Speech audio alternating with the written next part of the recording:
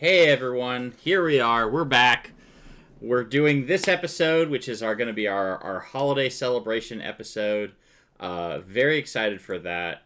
And then we are going to take another hiatus because it is December and it is the holidays, and we want our folks to be able to spend some time with their families and loved ones during that time. So we will be taking after today.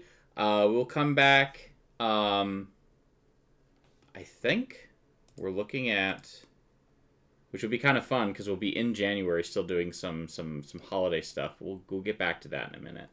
I think we come back the 4th or the 11th. So there we are. Yeah. So how has everyone been? We'll go from there. My life is work in Baldur's Gate. As it should be. Doesn't get any better than that. Game of the year! How awesome. Baldur's Gate won Game of the Year. Congrats. And I think also got there's just a slew of accolades. If there's an award, they're going to win it. Yeah. No. Well earned. The graphics are awesome. The voice acting is tremendous. Yeah. It's just all around great. Yeah. Yeah. And it's so good. The fact that, like, you can put your character into the world.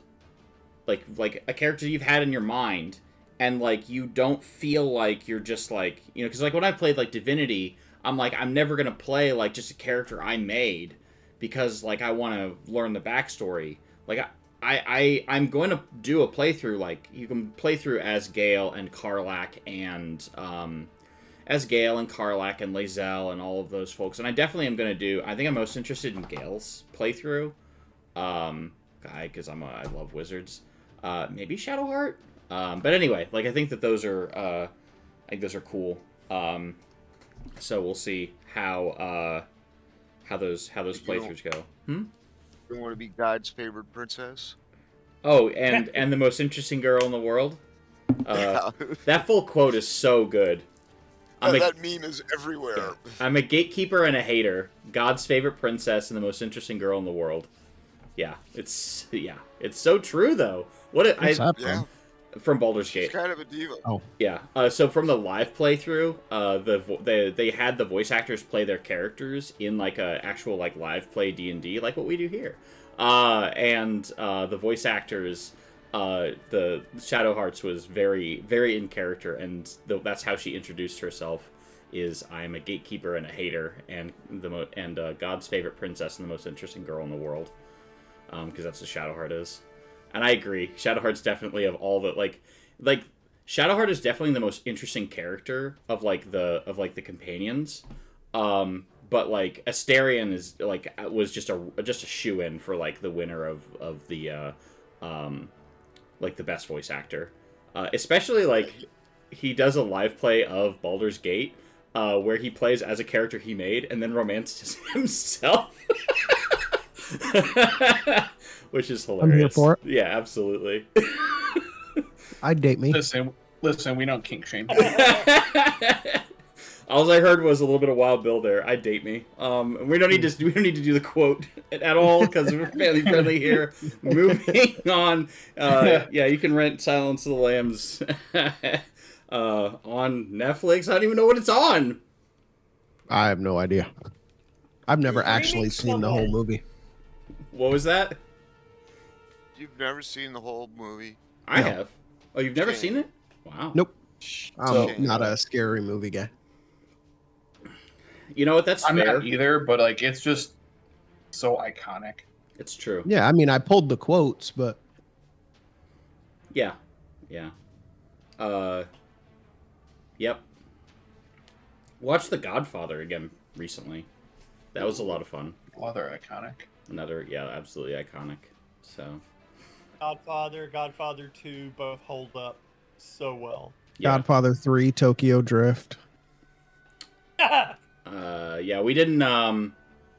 Yeah, so my wife and I watched it again because I was actually, like, I was I was doing some writing about like some mafia stuff, and I wanted to like some like the way that I write is I like to like watch a movie or a show about like the thing that I'm trying to write about to just kind of like glean some inspiration. And then also like I'll put on like some like when I actually sit down to like compose, I'll throw on like some Italian like I'll throw on like basically like the Godfather soundtrack. Oh, look at that. We got a thing. We did it. We missed a train. How do we miss the train? Anyway. I don't even know how to do that. I just saw it there, the hype train. And Oh. I don't even know what you're supposed to do. All right. I'm not Twitch savvy. So. But yeah, yeah, so we watched that because, like I said, I wanted to glean some inspiration because, like, the thing that I was writing was about like the mafia. More on that later. But yeah.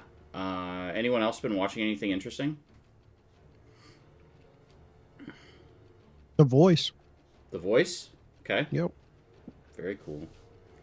I think I talked about this on stream. If I haven't, my latest obsession has definitely been there's a new anime out on Crunchyroll called Free Ren Beyond Journey's End, and it's about an immortal elf and her adventures, and it kind of shows like the weight and the passage of time, because one of the things you never really get to explore in Dungeons and Dragons is like as an elf, like you and your adventuring friends go on like a 10 or 20 year adventure, and like for them it's the adventure of a lifetime, and for the elf it's like a Tuesday, like it's and so it deals with the weight of that, because the character is she's not mean, she's not like haughty or aloof. Maybe she's definitely detached, especially early on in the anime, but like as time goes on, like she like definitely humanizes, like she recognizes that people have like time passes differently for them. Sometimes it's funny because she forgets, because there's like one time when they go into this village, and this isn't really spoilers, they go into this village, she and her adventuring party, and they're like, whoa, there's monsters up ahead, we can't let you out of this village, we're hoping that the monsters are going to leave, but it's probably going to be like 2 to 3 years at the most. And she's like, okay, and then just like wanders into the village, and the two companions are like, no, not okay. Yeah, no, I don't think so. She's like, no, 2 to 3 years sucks, let's not do that. And she's like, oh, I want to go to the magic shop. But yeah, so the first 4 episodes are really, really good, and definitely like if you want to watch something that's very like it is melancholy, but it's like it deals with like the weight of like death, grief, and loss, and the way that it treats it is very respectful, and it's very honest. And I don't know, it's very, like I said, it's very good. Check it out.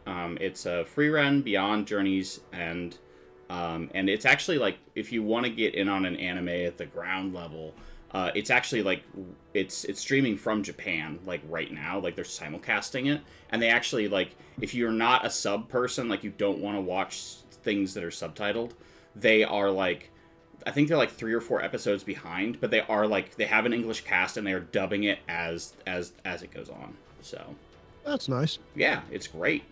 I mean, learn to watch them with subs on, but I try not to judge, like, right? I mean, I'm not a gatekeeper and a hater in God's Favorite Princess. And the most interesting girl. you are the most interesting girl. But I also went and watched the new Hayao Miyazaki movie. I watched The Boy and the Heron. I liked it a lot. I feel like the more Hayao Miyazaki and Studio Ghibli tell stories, the more they're just like, all right, hear me out. What if the entire movie is just like a metaphor, and like it's everything was metaphors? And I was like, oh my goodness, there's metaphors wrapped in metaphors here. I love that. Yeah, it was so much. Like I was like afterwards, I was like, I went online and I was like, what did I just watch? And people were just like, here's some symbolism and some things from the director's life, and here's this and that and all that. And but it was good. It was definitely like you're kind of I don't want to say it, like, it definitely has a lot of good tropes. Another world, things aren't as they seem, the finding of lost family, dealing with grief and loss and things like that. So, like, it was very good, very heartfelt. It's set in Japan in like the 1940s, at like the start of World War II is where it's early in World War II. But anyways, you can check that out too. I watched it. That movie has an absolute all-star cast. So let's see. Let's see if I can just pull it up real quick.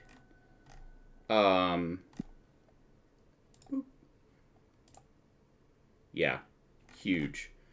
So we've got, where's the English cast? Please, English cast. I'll just do it here. All right. It has Christian Bale, Dave Bautista. I'm gonna mispronounce some names. I don't know if it's Gemma or Gemma Chan. Willem Dafoe, Karen Fukuhara, Mark Hamill, Robert Pattinson, and Florence Pugh. Like, Okay, the last three got me. oh yeah, Oh yeah. And like Dave Bautista's character is very Dave Bautista. Like, great. I love Dave Bautista. Same, right? It He's took me fantastic. a second. I was like, "Who is that?" And then I was just like, "Who is that?" Like the meme with the little with the little kid where it turns around. Wait a second, who are you? And I was able to pick out some of those voice actors. But when you listen to a lot of voice stuff, you start picking stuff out like that. So It's true. It's true. I saw a great movie called Creator. Very AI. oh, the creator. Yeah, The Creator. Yeah, it was a really good movie. I was as somebody who teaches ethics and technology.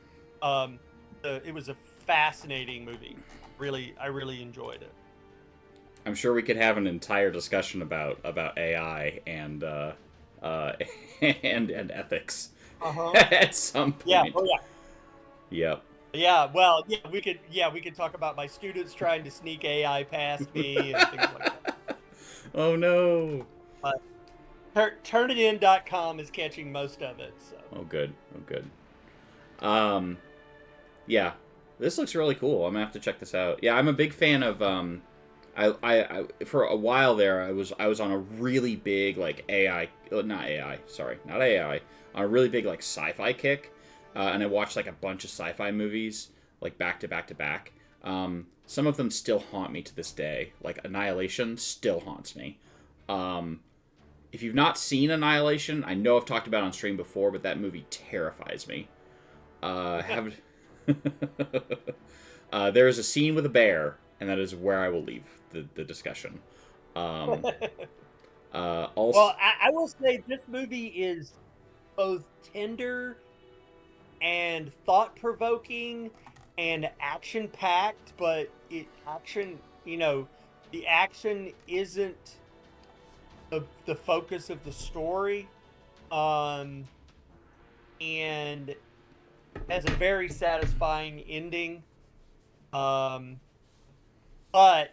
it is definitely a, like if you're Eurocentric, like if you really like, USA all the way, it's gonna be a difficult pill to swallow. Yep.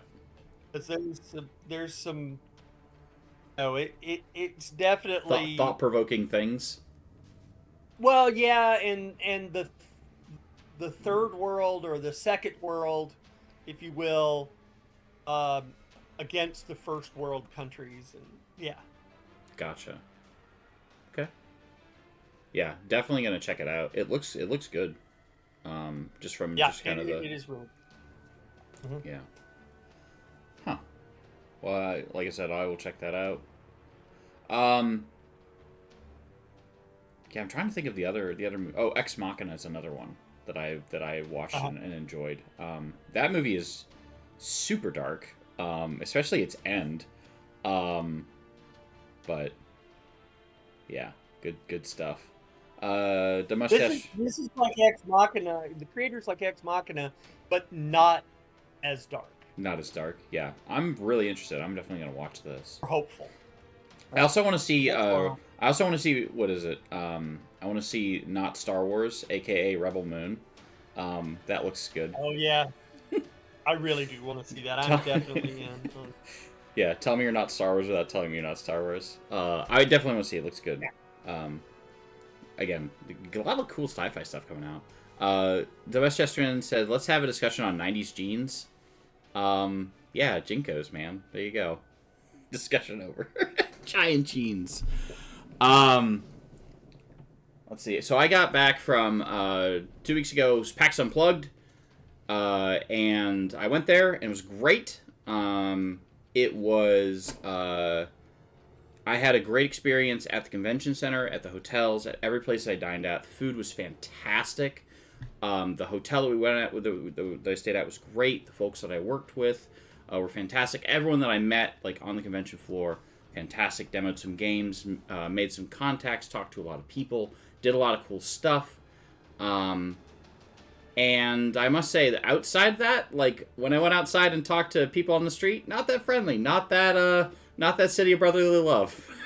not in my experience, but maybe I'm just a poor country boy. Yeah. I asked someone for directions, and they were like, "That sounds like a lot of not my problem," and just walked away. Oh really? Yeah, I was like, "All right, cool." Oh my goodness. And we won't dive too. Somebody go dig up Ed Koch. Yeah. I was like, "All right, cool." Ed Koch was mayor of New York City, and he was going to make New York, kind and good, and so maybe do the same for Philadelphia. Yeah. So, anyways, that was But he's that. dead now, so. Yeah. So yeah, I got a couple of things, a couple of treasures when I was there. I'll show these off, and then we'll jump into our cool session. I got the new. I'm a big fan of this IP. I got the new Avatar Legends role-playing game, Republic City.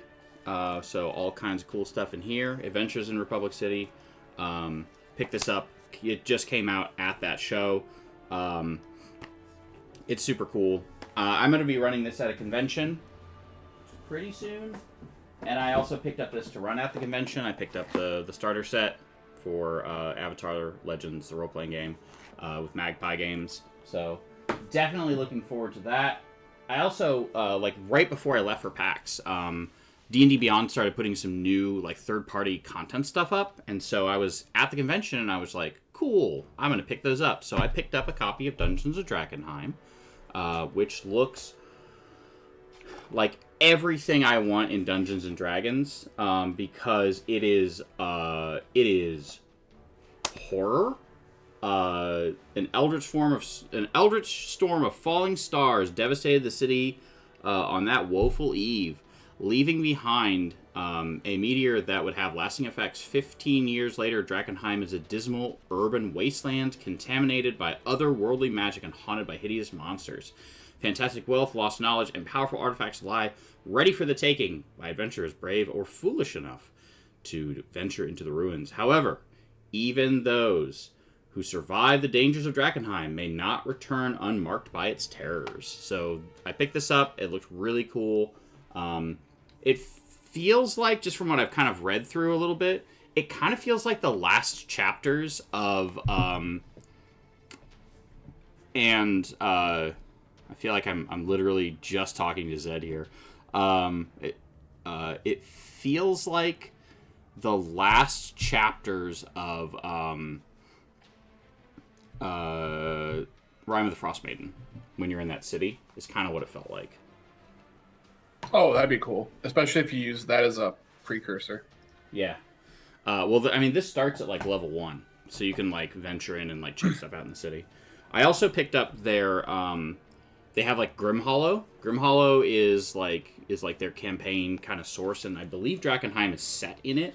But it's got like all these like different places you can go, and it's very like kind of grimdark, which I like. I like a little bit of dark in my role playing, and the reason why is it lets in my experience, it allows the players who to be like, you know, you can a paladin shines, like their virtue shines much brighter.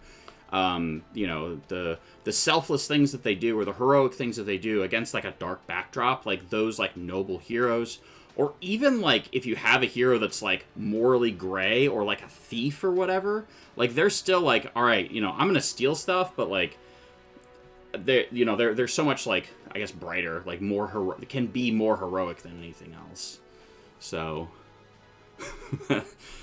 Philly famously threw rocks at a Santa once. Wait, they didn't beat you up or shove you? That was the nice ones that day. Yeah. You know, it's my experience in Philly. But yeah, so here's the Monster Grimoire. There's all kinds of crazy monsters. It's like, look at that fire-spitting toad. This is like, oh, look at that. Perfect. Look at that. This is called an ink walker, and it looks like a ink rabbit. So all kinds of cool stuff. Whatever in the world that is. All kinds of cool stuff. And then there's, of course, which I always love, player options. Just a couple of cool things. Transformations. Liches. And these are up on D&D Beyond? Mm-hmm. They are you can download them on D&D Beyond. But, let's see here. There's new all kinds of stuff. So there's like new, like you can play as a primordial, which is kind of like a fae person. Different species that you can play as.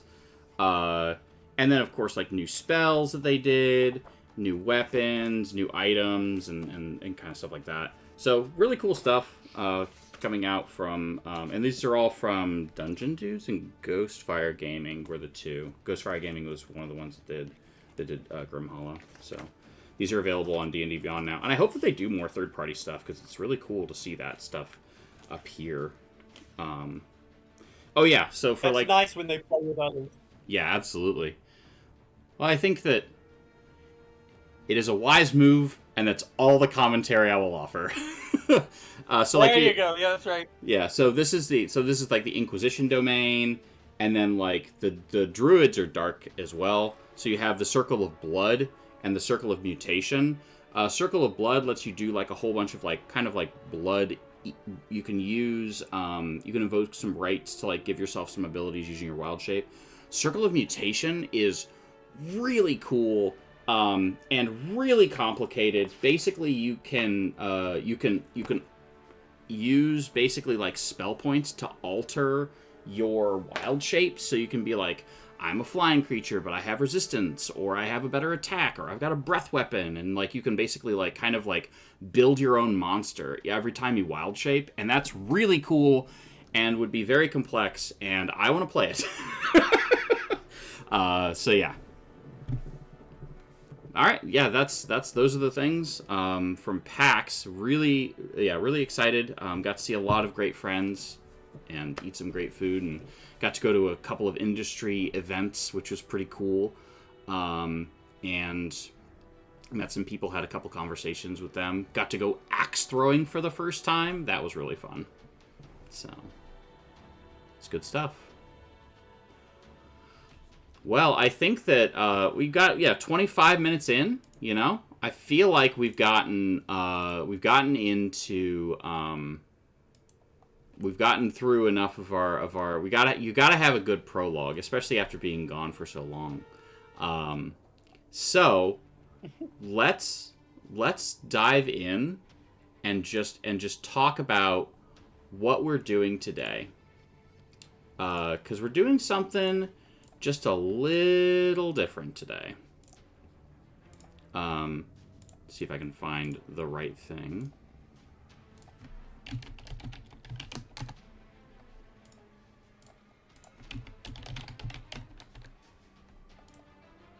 Oh, perfect. Here we go. All right, so let's go ahead We're turning Santa into a seven-headed red dragon Hydra hybrid. Night Divinity, I love where your head's at. However, unfortunately, we're not doing that today. But I am going to throw this on in the background after we get rid of this. So Night Divinity, I thought you loved us. Yeah, I'm not feeling it. I'm not feeling it right now, honestly. All right. We'll just toss this Christmassy sound in the background. Holidays, equal opportunity here. Everyone, all holidays are welcome. Christmas, Hanukkah, Kwanzaa. Festivus for the rest of us. Festivus for the rest of us. All of that stuff. You got to have a Festivus holiday poll. Very important to the experience. Huh? Don't forget the airing of grievances. It's funny. That is the key part of Festivus. Who wants to hear the most Midwestern stuff ever? So here we go. So I'm originally from Illinois, which, as we all know, is a very Midwestern state. And our next door neighbors are from Ohio. My wife is from Ohio. And we were talking about one of the things that we really miss is corn, sweet corn, right? And that is like the cash crop in those areas. So we're talking about that, and we made a joke early on when we had met them that we should do Cornapalooza, where we just do nothing but corn dishes. So we did, and it's a thing. And I think this year is actually year number 5 for Cornapalooza. So we just do like all corn dishes all the time for that. So there's my Midwestern thing of just doing an entire corn dish meal. Corn dogs, corn pizza, corn quesadillas, all of it. There you go. There's your Midwestern moment for the day. All right. Cornmeal mush. There you go. All right. But every Cornapalooza begins with the airing of grievances. Very important. All right, so let's talk. I was wondering where the tie-in is. Sometimes I just other than just a fantastic story. Sometimes I'll be honest with you. I was really patient with my. I trusted you. I believe you. I mean, I'm gonna be honest with you. Yeah, popcorn. We did popcorn flavored ice cream one year. It was very good. But yeah, I'll be honest with you. Sometimes I'm just like, we just go on a journey, and like we don't look back. We just keep going forward. I did kind of peek over my shoulder. I was like, where did we come from? Oh yes, there's the tie-in. But anyway, here we are. So we have today a very special treat for everyone. We have How the Lich Stole Christmas. So I'll read this to you. Every adventurer down in Austinwald liked Christmas a lot, but the Lich, who lived just east of Austinwald, did not. Dresden the Lich hated Christmas the whole Christmas season. Now, please don't ask why. No one quite knows the reason. It could be perhaps that his phylactery was too old. It could be that his brown molds weren't that cold. But I think the most likely reason of all may have been that his heart was 2 sizes too small. But whatever the reason, his phylactery or his mold, he stood there on Christmas Eve, hating the folks of Austinwald, staring down from his tower with a sour skeletal frown at the warm lighted windows below in their town. For he knew each adventurer down in Austinwald beneath was busy counting all their loot and XP. Oh, they're all hanging their shields, he snarled with a sneer. Tomorrow is Christmas, it's practically here. Then he growled with his pointy fingers nervously drumming. I must find some way to keep Christmas coming. For tomorrow I know that Austinwald fighters and clerics will wake bright and early to their bards' obnoxious lyrics, and then the noise. If there's one thing I hate, all the noise. And they'll stand all together with Christmas bells crashing, and side by side with those adventurers will start slashing. And they'll bash and they'll pierce and they'll stab. And the more the Lich thought of the rogue's sneak attacks. That's weird. And the Lich thought, I must stop this whole thing from coming back. Why, for 500 years I put up with it now. I must stop Christmas from coming, but how? Then he got an awful idea. And the Lich got a wonderful, awful idea. I know just what to do, the Lich cackled in his throat. I'll make a quick Santa Claus hat and a coat. That Christmas, Dresden, the Lich came down from his dark tower to steal away Christmas during the latest hours. This is stop number 1, the old Lichy Claus said, as he climbed to the roof, empty bags of holding in his fist. Or he hissed. He slid down the chimney, a rather tight pinch, but if Santa could do it, then so could the Lich. He got stuck only once for a minute or two, then he cast etherealness, and right through and into the wall he went through. Where there's little adventurers' magic weapons hung in a row, these magical items, he grinned, are the first things to go.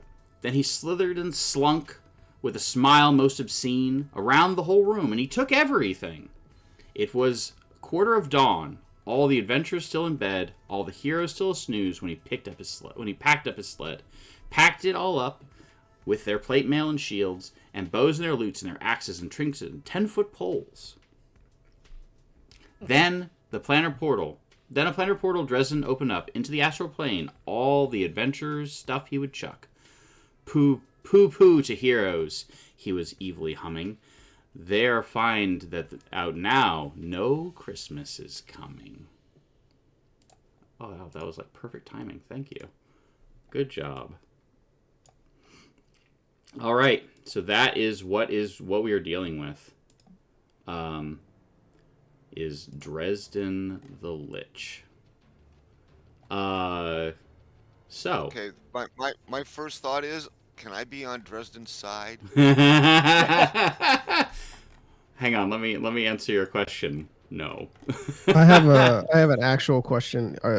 Just to be sure we're playing with our current characters, are we at full hit points, full spell slots, or full hit points, full spell slots, and happy holidays to everyone. Everyone's level 18. Let's go! Also, I have inspiration from the campaign. Do you want me to save that or no? Because everyone was 17, now you should be 18. Yeah. Okay. This is gonna make things interesting. Well, I was looking at some of the some of the things that you might have to encounter, and some of them can ruin your day. So Max the Red Dragon.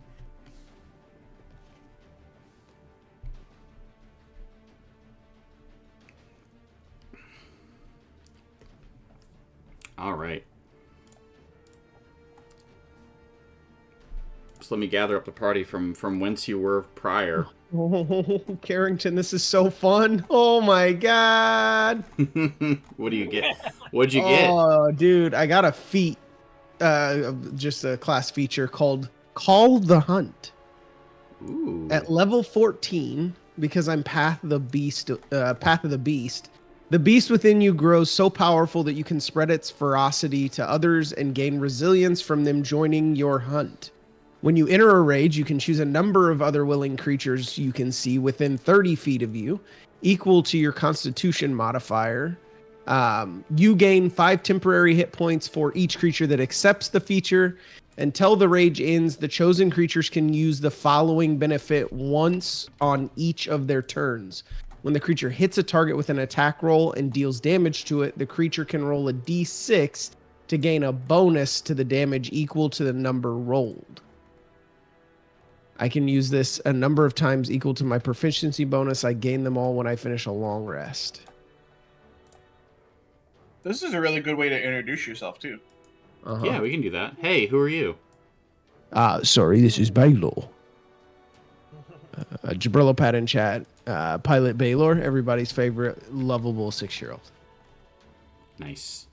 And I guess Mordok, what did you get? I have no idea what I got. Not sure I got much of anything. 17 was my class feature, I think. I'm looking. I don't see what it gave me extra except for some hit points and probably a extra spell slot. So I don't know what I got, but I'm Dave. I'm playing Mordok, the Azamar Protector Grave Cleric, who doesn't know what he got for his. Oh, you got an extra 5th level spell slot. Yeah. Okay. Well, that's cool. And I think that's it. Yeah, it wasn't much. All right. So I will. 17 was my capstone, or my big one. Oh, your big one for your class. I'm gonna go ahead Yeah, and thanks. move everyone to this page.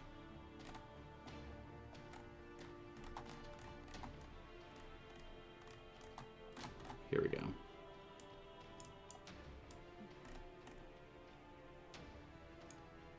There we go. There's how to stole Christmas.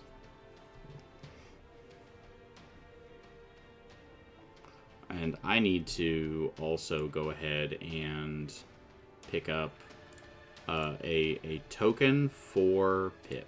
And you have a little friend with you this time? Yeah, I do actually.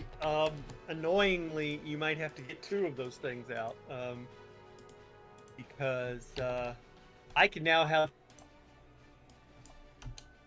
2 Eldritch Cannons at 18th level. So It's a good thing Yeah. that the copy paste works. yeah, there you go. That's it. No, at 18th. At 15th level, because I have 3 levels of rogue. At 15th level, I get you and your allies have half cover within 10 feet of a cannon you create with the Eldritch Cannon as a result of a shimmering field of magical protection. And I can now have 2 cannons at the same time. I create 2 with the same action, but they both cost 2 spell slots. And I can activate both of them with the same bonus action. And they can either be identical, or like one can fire fire and one can fire force, whatever. And create I can't create a 3rd cannon. Yeah. So 2 cannons now. Yeah, spider or something along those lines. At the same time, by the way, I am J.K. Miles, and I am piloting Pip, the Ricochet, Cottontail, the Harangon Artificer, who is essentially, just think of a rabbit and the Mandalorian together. And, yeah, a rabbit in Mandalorian armor, and yeah, that would be who. Except I can take my helmet off anytime I darn well want to. And I haven't been here for a while. As most of you know, I'm a college professor, but all the grades are in, and so I can play D&D again. The busy season is over. The busy season is over. That's right. There you go. All right, I'm going to toss this on here. There we go.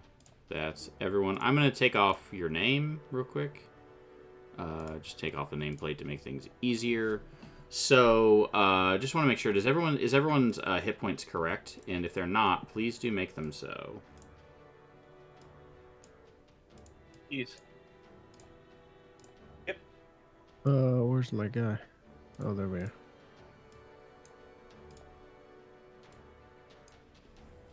I'm not sure why Mordok has a 30-foot radius of things, but no more. Gone. All right, so that is. I'm sure I'll get it back. Oh, most certainly, yes. All right, so that is the. Also, he did steal. So you gained a level, but he did steal some stuff from you. No. Yeah. No. It's a dream. It can't hurt us. Yeah. It's a dream. It can't hurt us. We'll all wake up in the morning. Yep. There you go. How many hit points do your Eldritch Cannons have? 700. Let's see. 18 times 5. Carry the 4. Yeah, 18 times. Yeah, 15 times 5, which is what? 65. Is it 65? 70. No. 70. No. 75. Yeah, 15 times 75. Yep. Will you take 100? Oh. I got $1, Bob. Is All that right. your final offer? Yep. All right. I have created it. It is done. Yeah, And 75. I will make 2 of them. And name. Yep. Good stuff there. All right. So I have created Itsy and Bitsy are your 2 Eldritch Cannons. There you go. I like it. All right, cool. I'm glad. Here we go. Bang. There's all of the things. All right, so we've gone through all the everything. So you awake. The holiday morning is here. Unfortunately, though, it looks like your prized magical items have been stolen during the night. But from whom?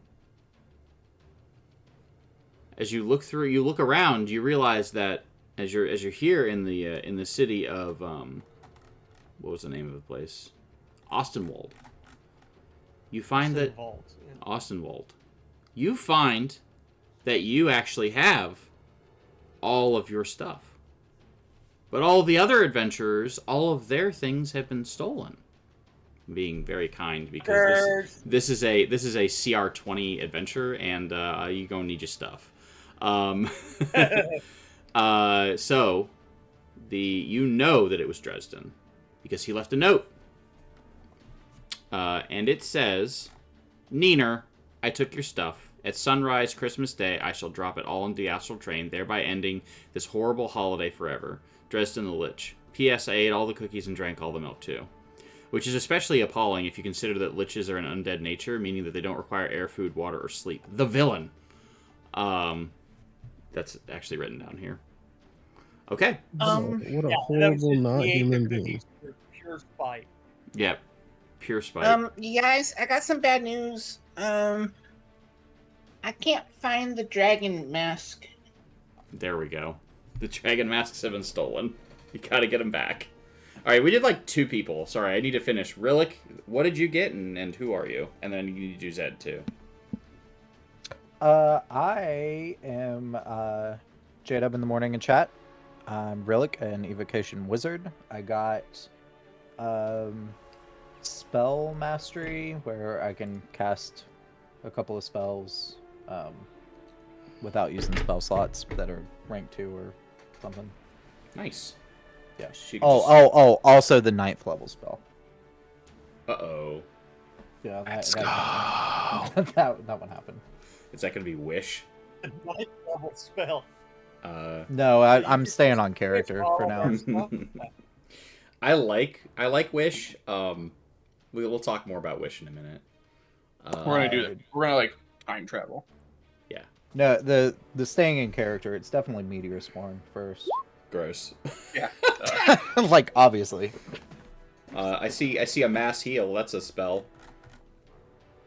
Mordoc's like, look at the spell that I didn't take. It's either that or imprisonment. Yeah. Because dragons keep flying away. I ain't having it. No more of that. Restore up to 700 hit points? Wow, that's... Yeah, is that ridiculous? Just slightly. 700 hit points. That's so many. All right. And if I'm the only one still standing, I would do you all back to full. Right? Yeah. You're Well, fucking maximum healing. yeah. Maximum healing. All right, so...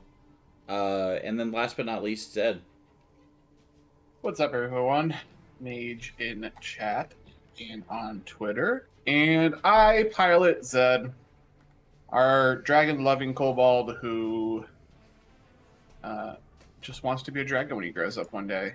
And with my level, let's see, at level 17, we also got the free feat because we took out both dragons. I did some smart bargaining for that. So I stayed on flavor, and Zed's gone through some stuff. A lot of stuff. He's toughened up. So I took the tough feat, which now puts my HP just barely behind our actual tank Impaler. So the Bash Bros are definitely at it. And with this new level, I get to hit my capstone for Way of the Ascendant Dragon. And so we have what's called Aspect of the Worm. Nope, that's not what it's called. It's called Ascendant Aspect. That's what it's called. All right, we've reached full potential of our draconic energy. We've gained the following benefits. When I take Breath of the Dragon, which is replacing one of my attacks, I can spend a key point to make it bigger and badder and stronger. So I can turn it into a 60-foot cone or a 90-foot line. And each creature within the area would take 4d10 on a failed save or half on a success. So I can just spend a key point and make my breath weapon that much more ridiculous. I have a blind sight now, so Zed can see all the imaginary ghosts and goblins that are hiding in plain sight. And probably my favorite, because I haven't really used this feature, because I was waiting to get to the peak performance of it, which is when I do Aspect of the Worm, which puts out an aura. Everyone around me gets resistance from said damage type. You know, Zed's knowledge of dragons is going to be very key in saying, oh, look, blah, blah, blah. Everyone who hangs out with me has resistance from, you know, the type that we need to have resistance from. Anyways, when I activate that, I can choose any number of creatures in the aura.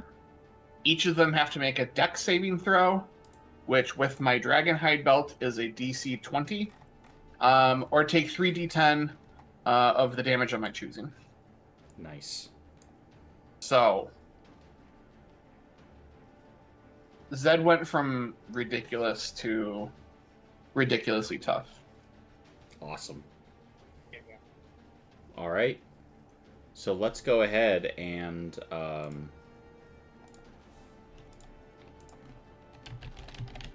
you're going to make your way to the top of a mountain,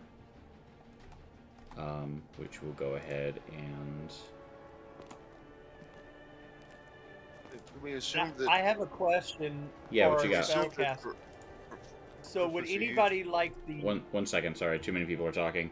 Let's start with Mordok. What were you saying, Mordok?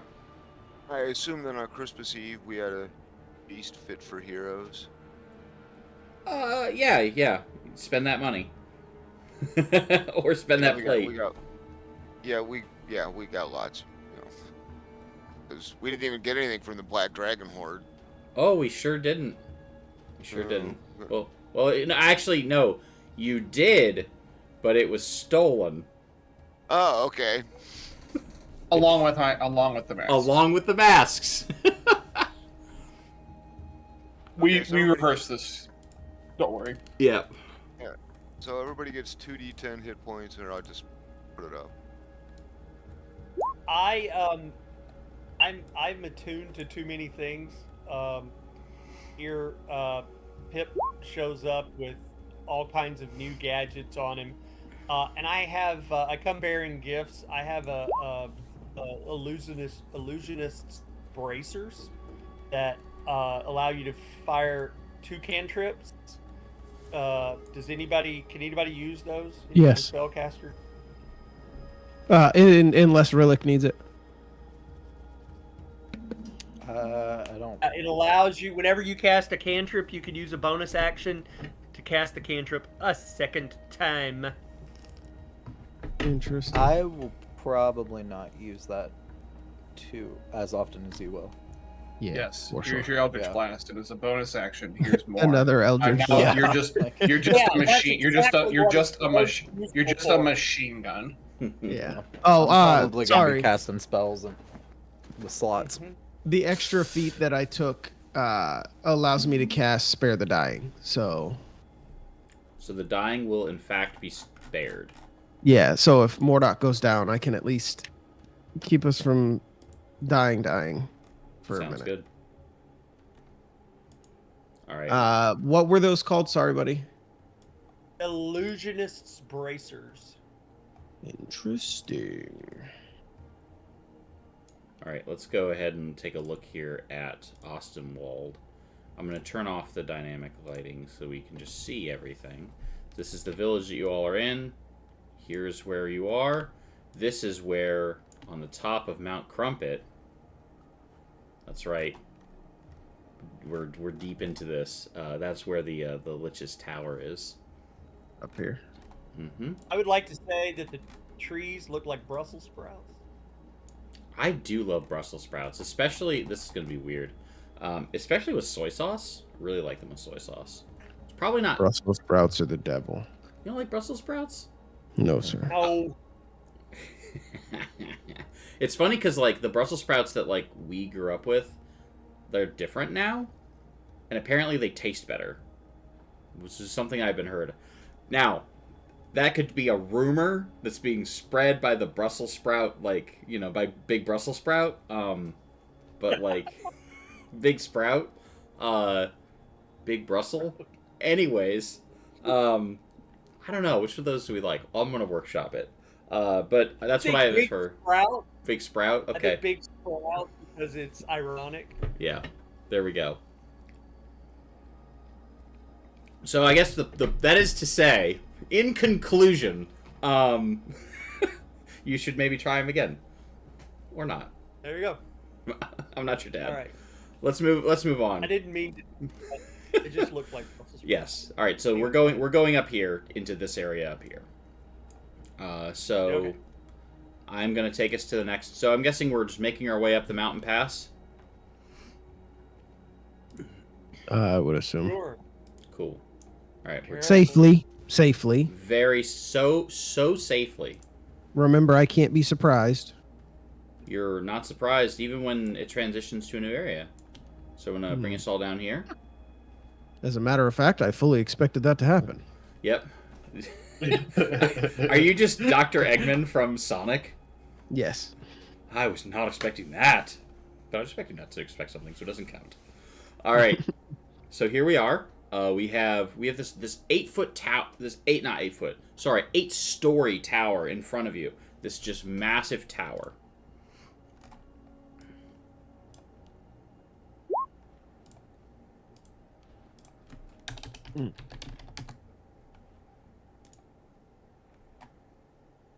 I feel like Are we D&Ding now? Yeah, we're ding. Okay. I feel like we're not to scale. Is that? No, that's to scale. Are we the right? Okay. Yeah. So this is a very small map. Yes. Well, there's a bigger map here. There's just multiple layers. Oh, okay. Baylor would like to Like an onion. Which I'm inspect assuming the Lich would play. the door. Okay, you may inspect the door. I don't want to touch anything. Roll me investigation. Oh no. I wanted perception. Oh no. You do not detect anything. Yeah, that makes sense. Can I try to detect anything? Oh wait, I don't want to cast detect magic. Of course it's magical. It's a lich. Can I do an investigation check? It's up to you. Do you want to investigate, or do you... So, Baylor, you walk up, you start investigating. Doesn't seem like there's anything there. Looks like a door to me. And then I do an investigation check and I get a 29. Oh, good. Hey, there's definitely a magical ward on this. There is, in fact, it Is is it not war. coming? Huh? I was wondering if my rolls are not coming through. I don't know why they're not. Do you have D&D? Do you have Beyond 20 enabled? Yeah. Yeah, if you click on it and then like send all. Maybe that was VTT the first one. No worries. If you Yeah. click on D&D Beyond and if you click down to send to all VTT tabs, it should do it. But anyway. Also click on features and traits so that the Beyond 20 app refreshes with what everything just because we just leveled up. Yeah. All right, so 29. There's definitely a you can see like the outline of glyphs that have been traced onto this. So there you are. Almost like it seems like the snow almost like sticks to the glyph itself, and you can just barely make out the outline.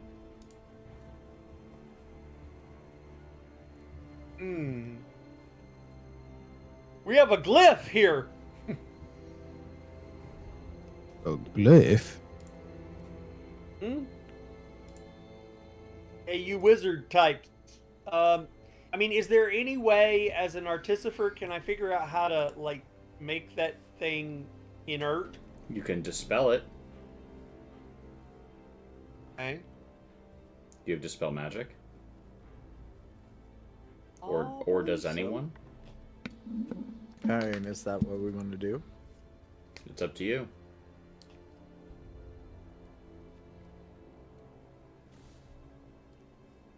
I mean, Yep, I got it. Baylor was just going to try to kick it in, but What was that from Pip? I can dispel magic. Can I tell what kind of glyph did you say? I mean, I can dispel it. It's no problem. But It's up to you. Okay. Whoever wants to dispel it. I'm doing it. No, you spell it after you. I'm doing it. I dispel magic. At what level? I don't want to be able to try to get through it on his own. Just third. Okay, roll me a check. Caster level check. this seems unnecessary already.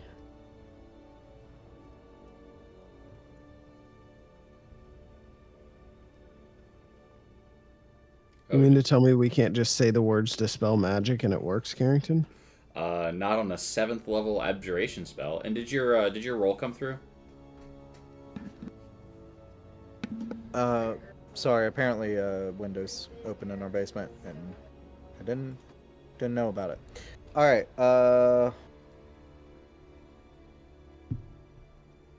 DC. What type of roll am I doing? It's straight intelligence. Straight intelligence. Yep. All right. How about no? Whoosh. Nothing happens. The glyph like seems to absorb the energy. I just assumed Pip was wrong. Yeah. You can see now it's like outlined. The glyph is. Oh god. So, nat 1. You're like definitely wrong. I will try to. Definitely wrong. Like yeah, I was like Definitely. that was I'll try. that was pointless. Spell Alright. magic. Sounds good. Go just straight intelligence check. Like Rillick are just like Hulk and Iron Man, just Tony Stark and Bruce Banner, science bros, Mhm. science bros for life. Oh, for goodness sakes! I rolled a 1. You guys are really good at this magic stuff. This See, This so you episode- agree it's not really magical. this episode brought to you by a door. It's the chair scene from It's the classic D&D enemy. the a door. simple locked door. Maybe it's just Does Maybe it's a anybody mimic. have dispel magic besides us? I don't want to waste another spell slot. You can always just open it. Yeah, I'm gonna step I mean- back and I'm gonna say to Baylor, you go ahead. Yeah, we did it. There's no magic here. It's fine. It's no. What was that? What was that, Mordog? Are there looking up? Yeah. Are there windows, balconies? Tons of windows. 0 balconies. 0 balconies. Okay. And are the windows look like something we could possibly get through? There is a description of windows somewhere in here, and I will tell you what it says when I find them. Because there's just like tons of windows. Windows. There are many strong windows. They seem to be like thick glass.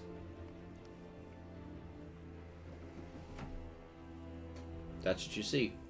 Seems to be like thick glass windows that are like shuttered, like shut. There is also as opposed to what type of windows? I don't know. Thin glass windows? Yeah, thin glass, Yeah. Oh, very okay. very breakable. These are like double pane. Hang on a second. These are like hang on.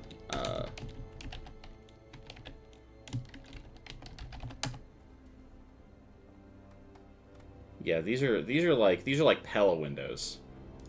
Just like top of the line, like multi pane. They've got like the little air gap in between that like seal it to to regulate the temperature. They've got like the little shutter things on the inside. Because the witch doesn't want to get cold in the winter. I mean, he has like corpse feet, because he's It's just so cold creature all the time. comforts. Yeah, absolutely. It's for his guests. That he cares about. The Lich who literally stole Christmas. Yeah. Sure. It's a holdover. Anyways, yeah, so there is also a roof as an option.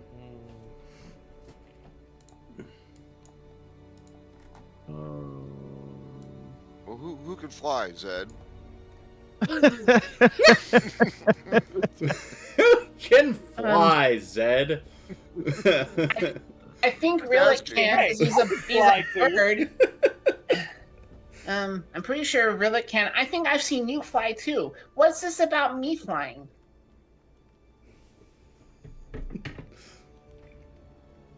Maybe Relic should do a recon and see what's up there.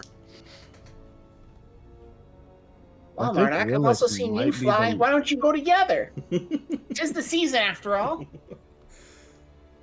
Like, technically, you could all go. Oh yeah, we can all go. Yeah, we could just waste a spell slot. I don't know that you even have to. I mean, I can fly. Mordok can fly. Rillick can fly. Pip can pip things. I can fly. I have to fly. use a spell slot, but I can do it. Baylor can't I fly. can only fly for a minute. That's it. Only fly fast. I can only fly. Man, it's like an eternity in D&D. I can only fly like 110 feet up into the air, and I have to have a landing spot. Otherwise, I come crashing down. Yeah, but you have slow fall. Flying, that's Crashing jumping. down from a mug, right? so it sounds like maybe we're flying? Question mark? Yeah, let's fly. Okay. Who's casting what? I'm casting fly. On just yourself or on multiple people? Is that a second level spell? Fly? Fly is a 3rd level spell. And shoot. Okay.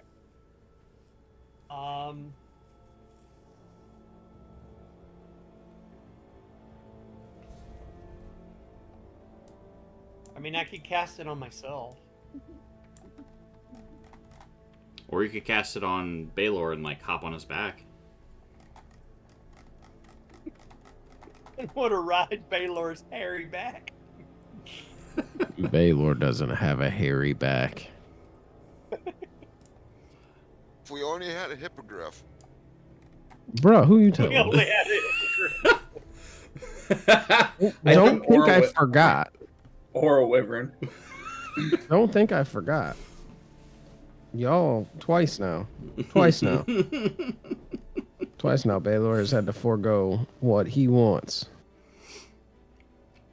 Oh, man. Because the world is ending. It's fine. It's just, yeah, it's fine. Listen, it's fine. So I cast fly on myself. I can do that. Okay. So I will fly up to a window above the door. Just any window above the door? The window just above the door. Okay. The nearest one. And Let me I've got thieves' tools and stuff. Can I try to pick the window? Yes. You're here now, so I'm just gonna move you over You here. said that with a little too much glee. I'm not. Just make sure. Go ahead and make sure that your D&D your Beyond 20, the little Chrome extension is. Oh yeah. Is casting. No worries. It usually works. Where would it be? It'd be up in the wherever your Chrome extensions are, your plugins and whatnot. Yeah. All right. Well, maybe. See. You can go on to somebody else, and Okay. I'll. We can do that. Yeah. Was anyone else want to do anything, or have any thoughts? Walk around if you wanted to. Come back to this group over here.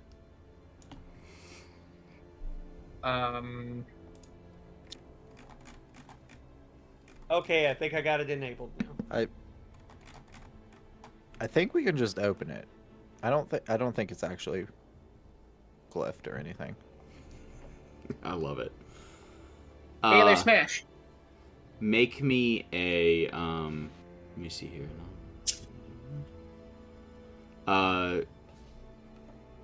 Baylor, are you gonna go hit it?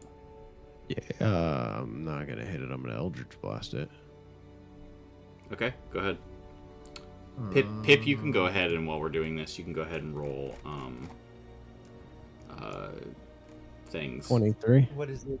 You Sleight of hand or uh, stealth? What is yeah, I think it's technically a dex check, but if you have proficiency with thieves' tools, but we'll just do sleight of hand. Oh, okay. Let's see. Well, they're both the same number.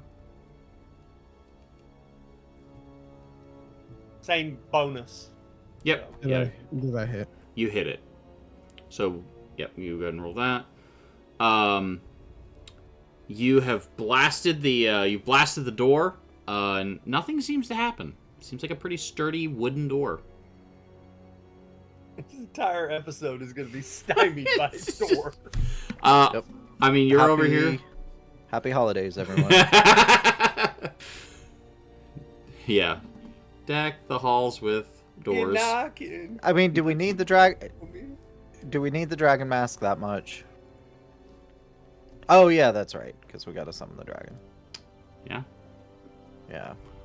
You cannot that's the whole seem thing we're doing. you cannot seem to pick the lock.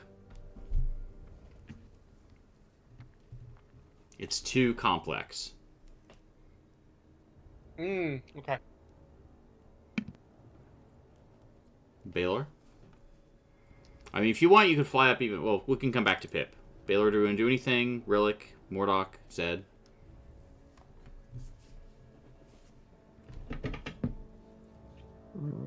I'm gonna go to open the door. You're opening Yeah. this door down here? Yeah, the one that we're like shooting at it and stuff. Okay. So you walk over there. I will stand. Hold on. I will stand off to the side so that I'm not in a direct line of fire, but close. I mean, I'm giving time to, like, if anyone wants to stop or anything, but I'm opening it. All right. You walk over, and you open the door, or at least you attempt to do so. You put your hand on the door. Suddenly, the glyphs flare to life. At which point, you look at it and go, and what do you say when you realize that it is actually glyphed? I I'm convinced that it's not. You know what? I'm like, Okay. what is happening? Like, I'm just like, this isn't what's supposed to be happening.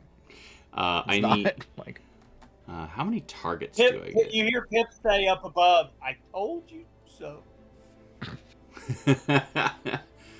10 feet in diameter. So it's just you. I need you to make me a con save, please. glares and barbecued bird.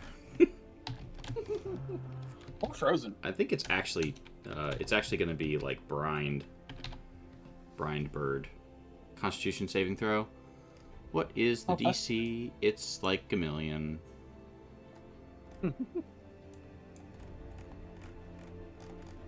I don't think a 16 does it. So I doubt it. I need you to take this much necrotic damage.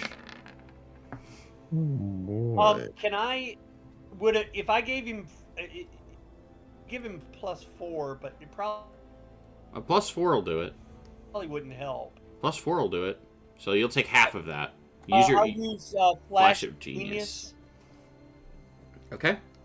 So you're gonna take half of 54. So you'll Irony. take, yeah.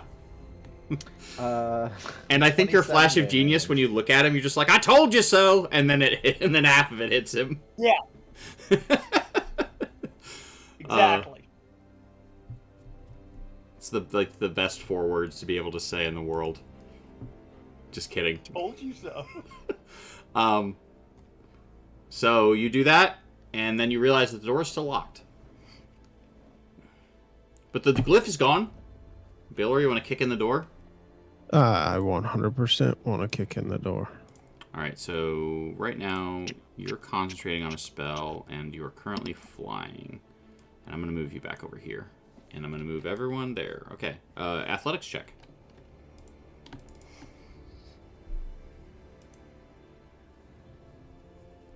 That sucked. It did not work. I'm gonna kick it again. All right. Look at it this way: we're getting all the bad rolls out of the way.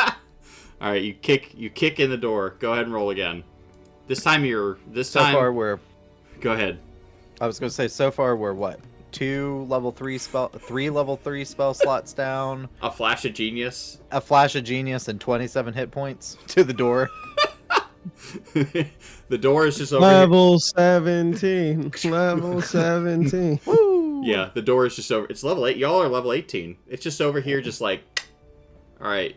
Right now, it's door 4, party 1. I got a don't 26 forget on the my window. second one.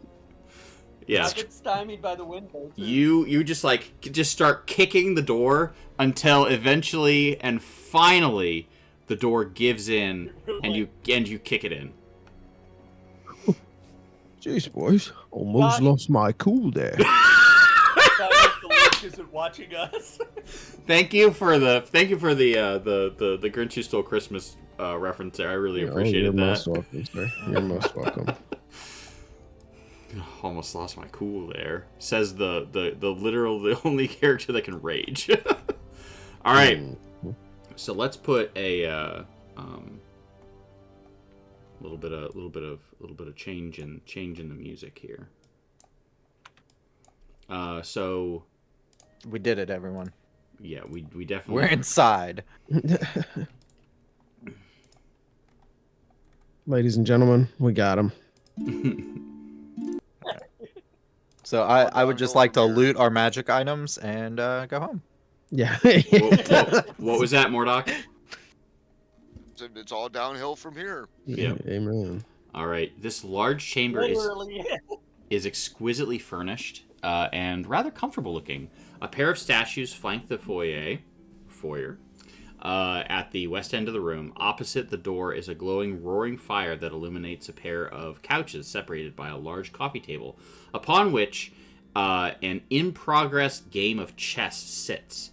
A dining table set for 6 rests at the northwestern wall. The smell of cooked meats, warm soup, and uncorked wine assaults your senses. Yeah. I'll move pawn to e4. I mean, you all can move into the actual room. The door is open. Yeah, but I'm gonna go play chess. Unless that's a thing I should do. Should I? It is something you Is could it do. magic? There's a lot of magic in this area. Are you detecting magic? Uh, Why don't you move into the no. I just room? want to do an arc. I just want to do an arcane. Oh, you're gonna make me move in there? Absolutely. All right, I'm in here. Not gonna stand on the rug. I'm gonna... A rug of smothering. So you can stand there. Okay. Go ahead and everyone move yourselves where you're going to be. I'm going to put Itsy and Bitsy wherever you want them. I think. Yeah, you can move them if you want, by the way. Do I have... Yeah, I do have control of Itsy, but they're hard to see. Yeah, sorry about that. I tried to make them green to make them easier to see. Yeah, you failed. Wow. Sheesh. Watch me just delete them. Where's Patron? I need someone to delete a token. Oh, man. Oh, I actually don't have control over those ones. Oh, you don't? I can delete a lot of tokens. No. I don't need control. Okay, well. I can see them. That's all you need? That's all anyone needs. All right, so here we are. You're all in this area. This is exactly what it says. Encounter everything. It doesn't take long for the guardians of this room to begin to attack. So I'm going to need for exactly... Baylor, I need you to move from exactly where you are at. So with my 30 Arcana check, right there. Do I recognize that everything's magic? Give me a second. I got booted. No worries. I'll move you. I've done it. Do you recognize that everything's magic? You recognize that like this entire tower is definitely like you can definitely like look around and go like, yeah, a lot of this is magic. Hey, I don't want to be on the rug. That's fine. Hang on, let me before you do anything. Oh, and I also need Zed to move. Just move to the right, I guess, or the left rather. Because Zed's gonna get eaten by a rug again. Who Nope. got eaten by the rug? I just need space for this guy and his friend. Oops. No, you don't.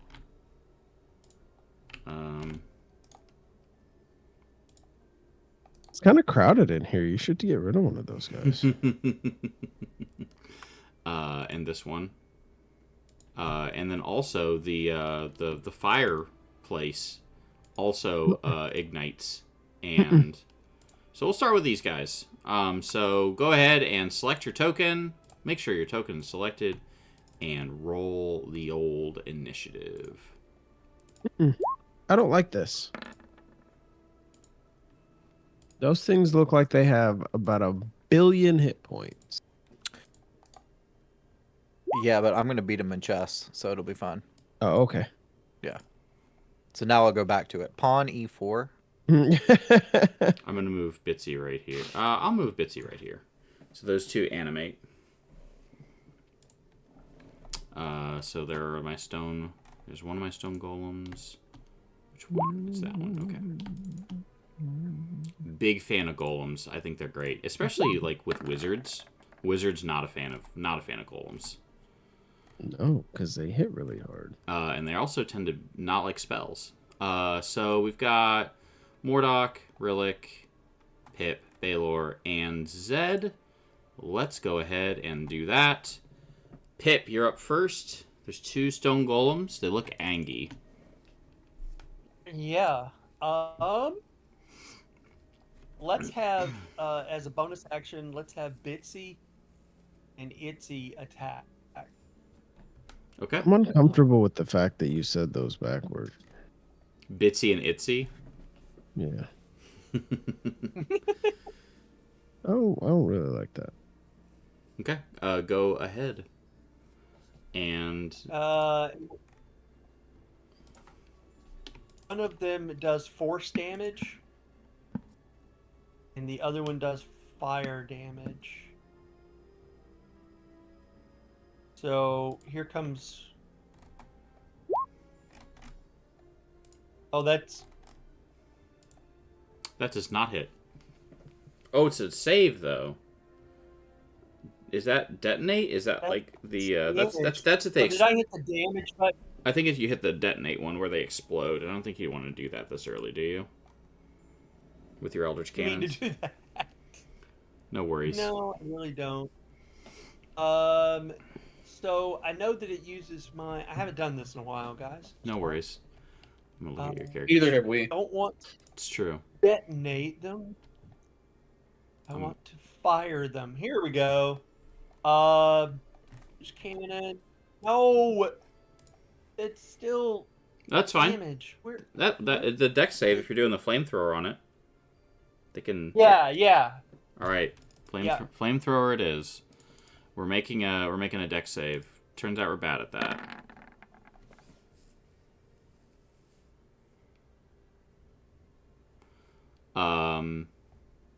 Yeah, so it'll take full damage of that. It's 0, so it'll take 9 damage. Okay. Uh, We're gonna use the. I'm sorry. Actually, That's my it has. bonus action. Just so you all are aware, I apologize. So it has magic resistance. That's it.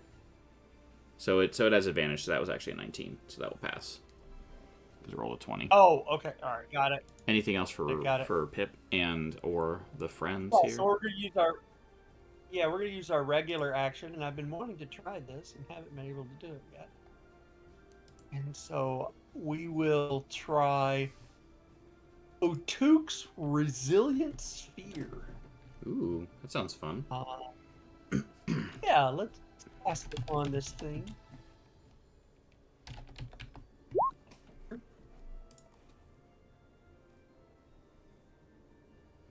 Did I put the description in there for you? Yeah, I want to see what it does. Odalukes? Yeah. What's that little thing? How- Ukulele? Ukulele's Resilient Sphere. That's its name now. I really think it is ukulele's resilient. Yeah, that's what it is now. That's what I've decided.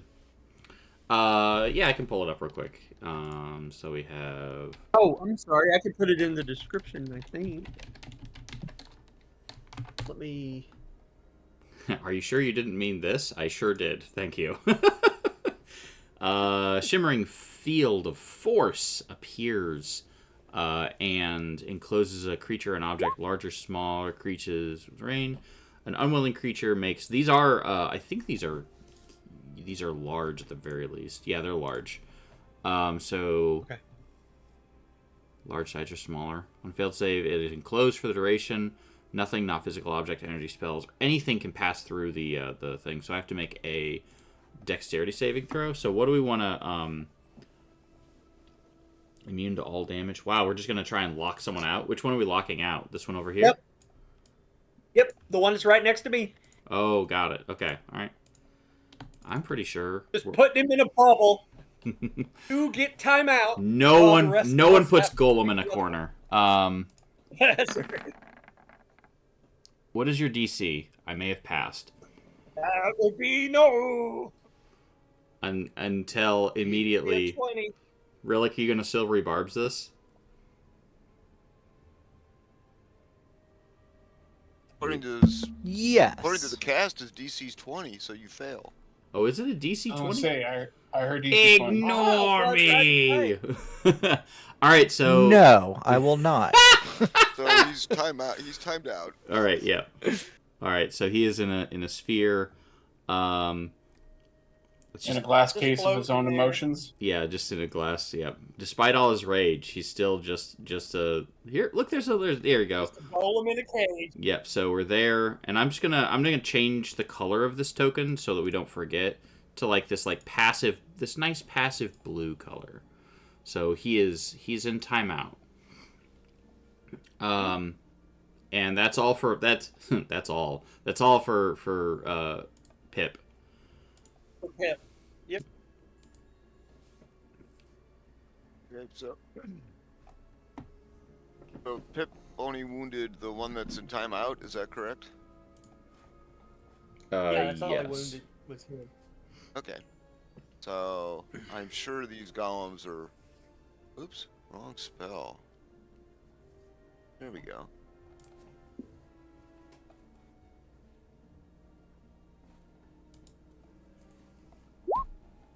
sure they're very Very very wise. So wise. This one over here. Did you roll your d12s? No, you just rolled d8s. No, I just rolled d8s and got 27. What am I immune to? I'm immune to a lot of things. I have advantage on this. So got him. All right, I guess I'll just take 27 necrotic damage. That's it. Yep, thank you very much. You're so welcome. And now it is time to smash things. Except for it's in timeout. Is it that one? Yeah, except for it's in timeout. All right, cool. It's not time to smash things. It tries to smash things. Baylor. Hush you. Excuse me, it's my turn. Oh, he's just making a joke. Anyways, go ahead. Oh, well, it's convenient because Baylor and I are tied, but I'm clearly more dexterous. The fast. The flash. Anyways. Punch. 16 and 18. An 18 hits. Neat. 9 fire damage. It will take the fire damage. Key point.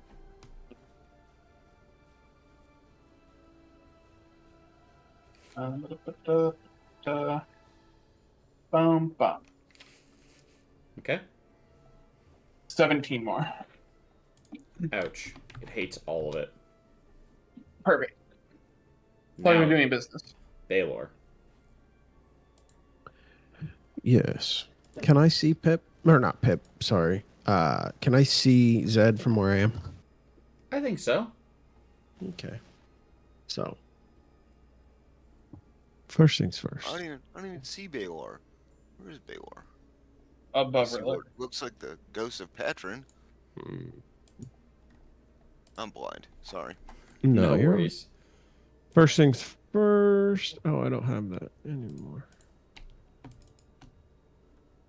You said Ghost of Patron, and I'm like, what? Are we just throwing There his we go. dust in the eyes of the statue?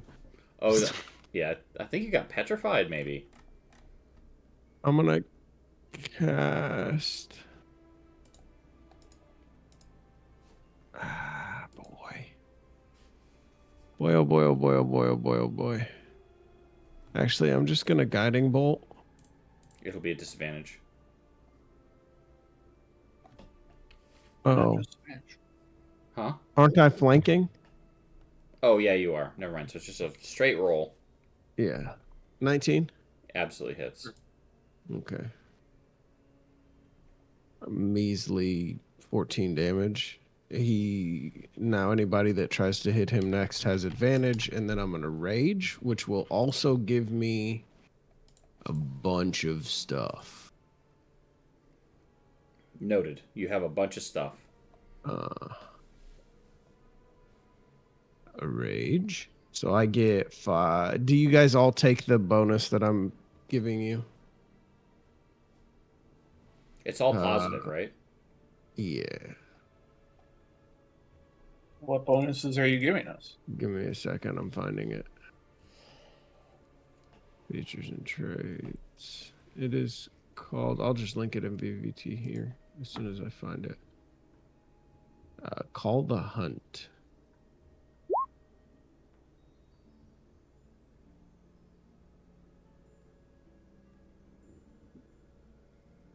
So basically, you get a D6 to all your attacks. Nice. Does it say melee though? Hits a creature with an attack get 5 roll. It temporary. doesn't even say melee. I get 5 temporary hit points per each person that accepts it. So 20. Yeah, I'll take it. Wait, what's I'm it do? loving 20 temporary hit points. What's it do? Basically, you add a d6 to your attacks because it doesn't say Bonus. melee attack attack. roll. It says attack roll. Attack roll. Yeah. Love that. You add a d6 to your damage. As long as you're making an attack roll, whether it be spell or whatnot. So, like, Yep. Toll wouldn't add it. Because it's a save. But anyway, anything else? No. Then I'm gonna stay right up in its grill.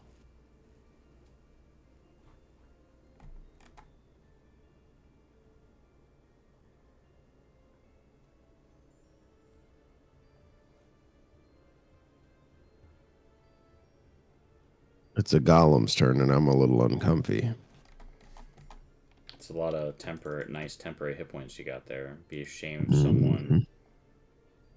Be a shame if someone... Picked you up and threw you in the fire. Does a 19 hit Baylor? No, potentially not. I'm gonna use my reaction. Okay.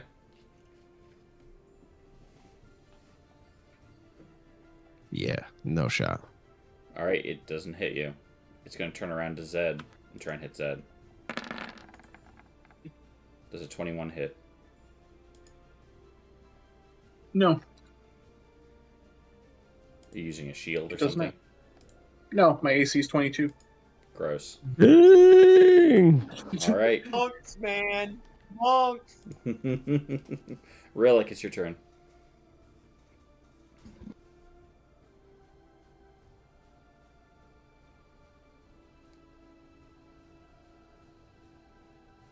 What is Relic doing?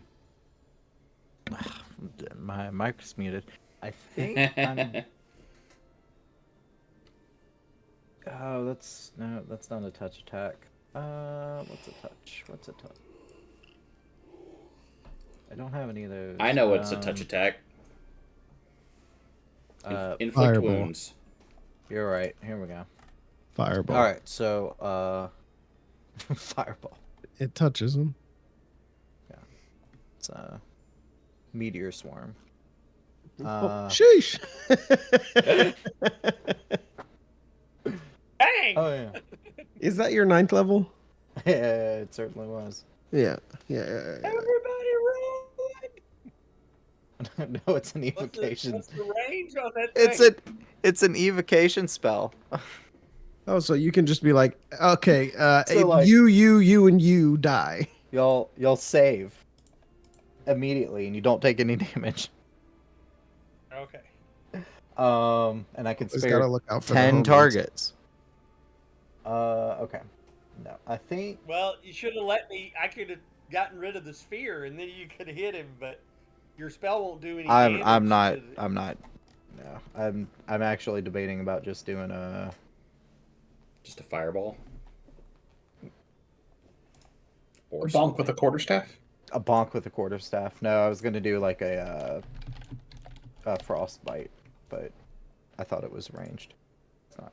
So yeah, I think I'm just gonna do a fireball.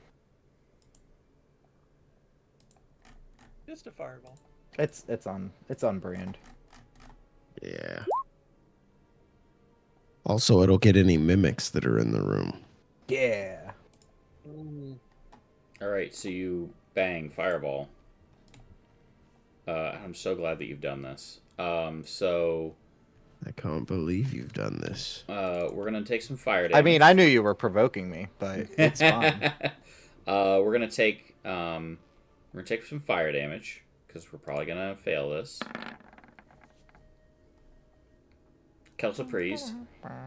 Alright, so that's what, 33? Is that right? Yeah.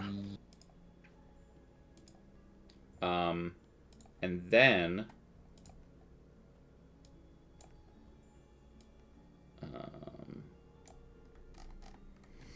here we go.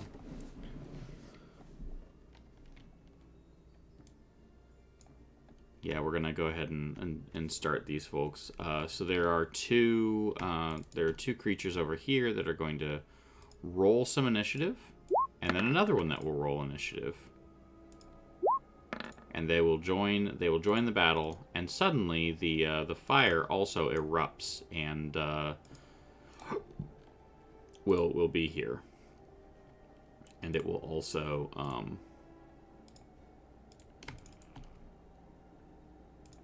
weather outside is frightful. Hmm. The fire inside is an elemental. frightful, It's too. also Is frightful. also very frightful. All right. But since we got no place to go, Everything is frightful. Since we got no place to go, fireball, fireball, fireball. Hey man. Okay. It is Pip's turn. Yeah. So what Pip is going to do is send Itsy and Bitsy over.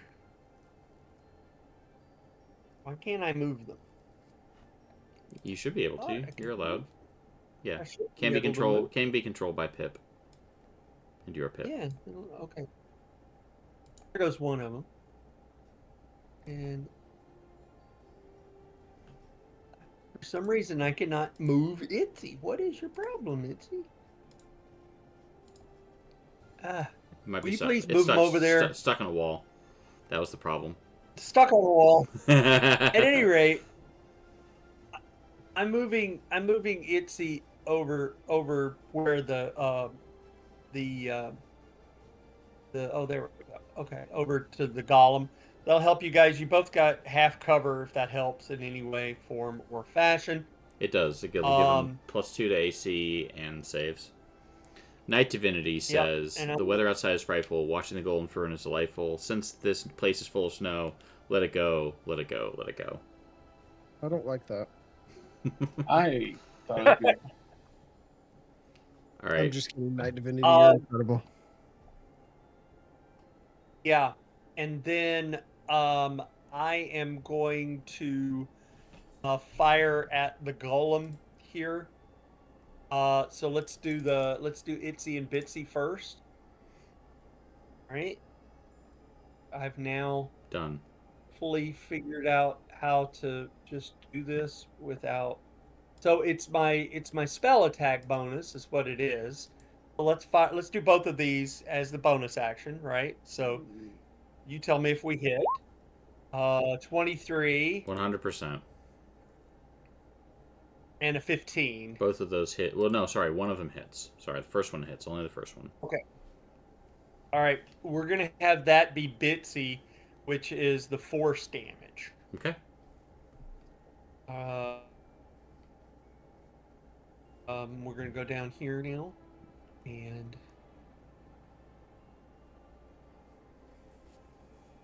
I was worried for a second that we skipped Mordok, and I just remembered that Mordok just had a very efficient turn and was just like, I do the thing, and now I'm done.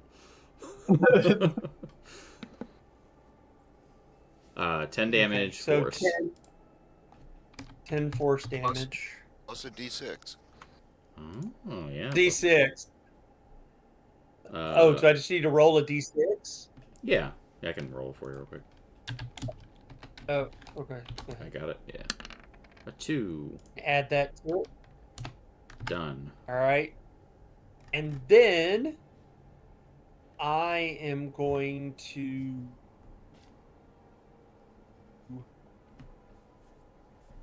let's see, that was my 4th level spell slot, but I actually have one more of those. And I'm thinking, hey, I see your fireball and I raise you an ice storm. Where are we putting that ice storm? I'm putting it over there where the fireplace is, in the elemental. All right. That's where I'm putting it. Yeah, go ahead and link it.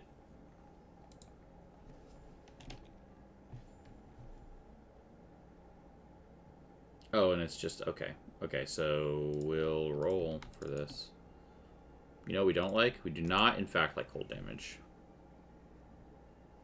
We're not a big fan of that. So we will make a dex save. We're actually pretty good at dex saves. We'll make a dex save publicly.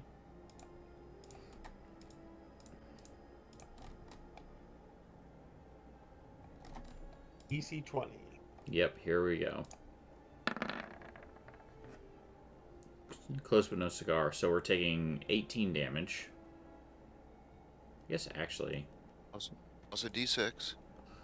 It's not an attack. Oh, it's not an attack roll, yep. Alright, so... minus 1.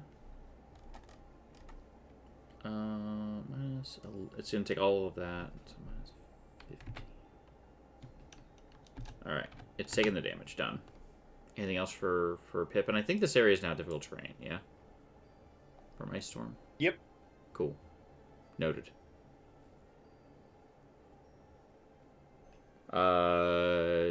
That's it for Pip? Yes, that is all Pip can do. Mordok. Move. And then you know the drill. This time we're doing it with... But this time with feeling? Yeah, with feeling this time. Alright, I do have advantage on the save. Good thing I rolled a 5 and a 3. Give me the this time with spice. Jeez. Oh, it was worse. So you should go back to rolling d8s. Really? How many ones did I roll? Wow. None. It's such a good spell. I have it on my cleric. Like, it's just so strong. I have that, and I took that and the radiant one. Sacred Flame? That Sacred sucks.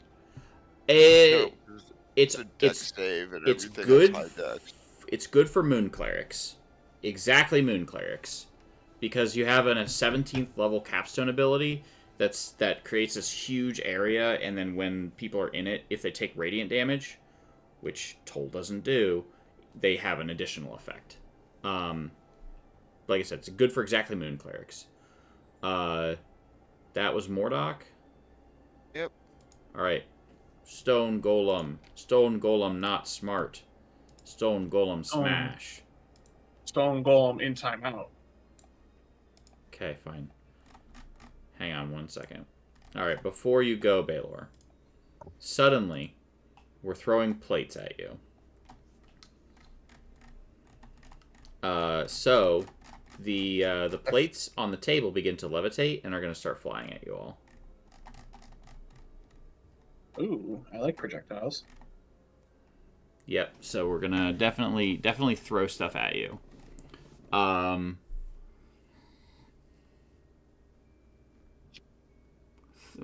3 objects a turn. Wow, that's crazy. All right, so we're literally just gonna throw at Baylor, Rillick, and Zed. We're just gonna do that twice.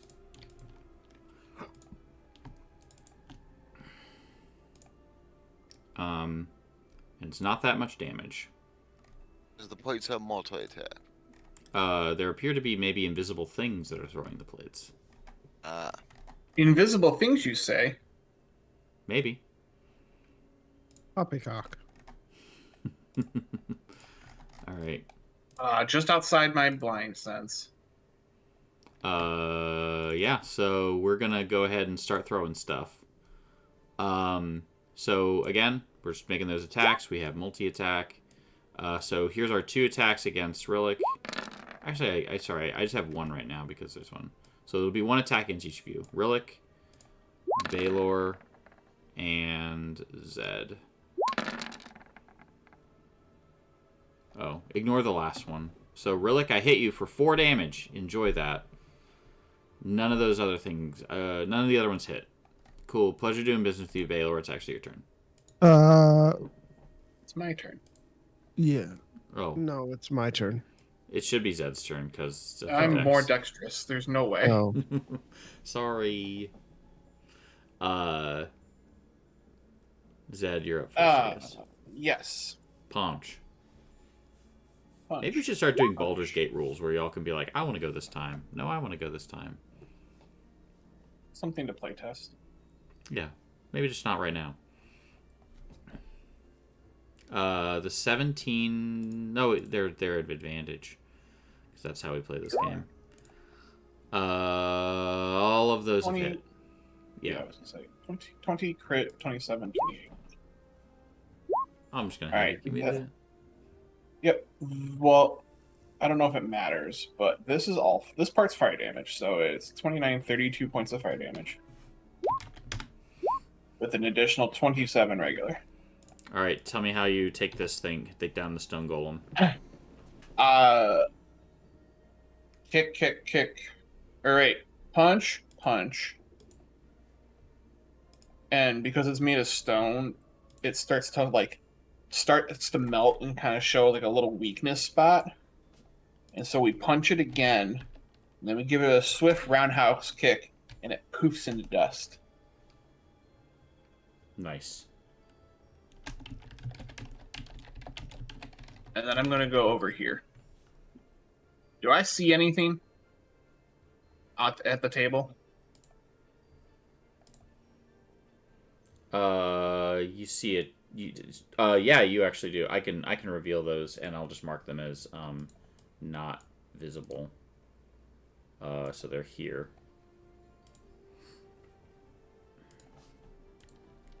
Yep, and that's it. That's all I got. All right, Baylor. And like I said, I'm gonna mark these as they are technically invisible. The only person can see is me. Are you gonna say the line? I'm afraid of the ghosts. No.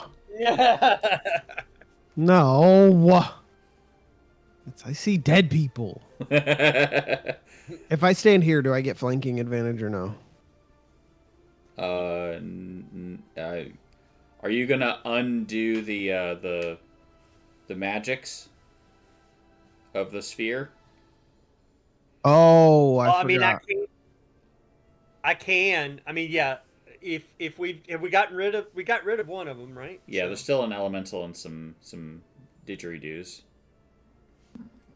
Well, I don't So see I these say to guys. everybody, do you want me to let this thing go, or I'd like to get out of range first, if possible.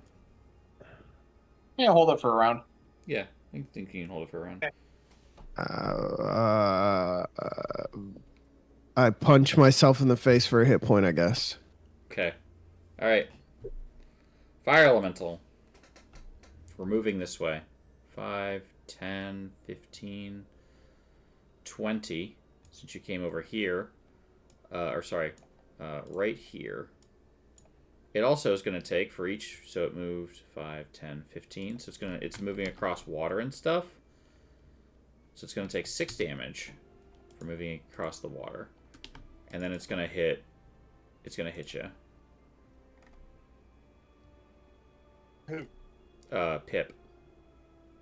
It's going to try and set you on fire. Nope. Let's try that again. Das no bueno. Cool. Pleasure doing business with you. Relic, your turn.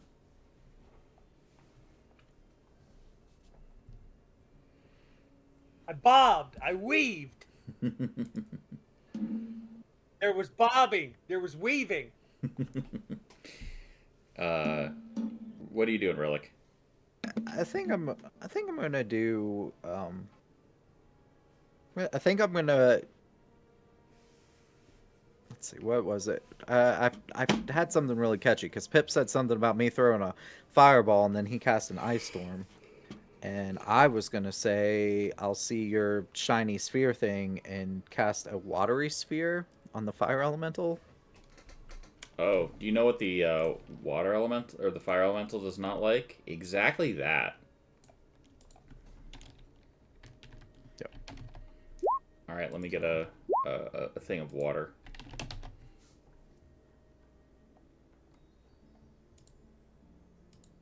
I was trying to share the. There it is.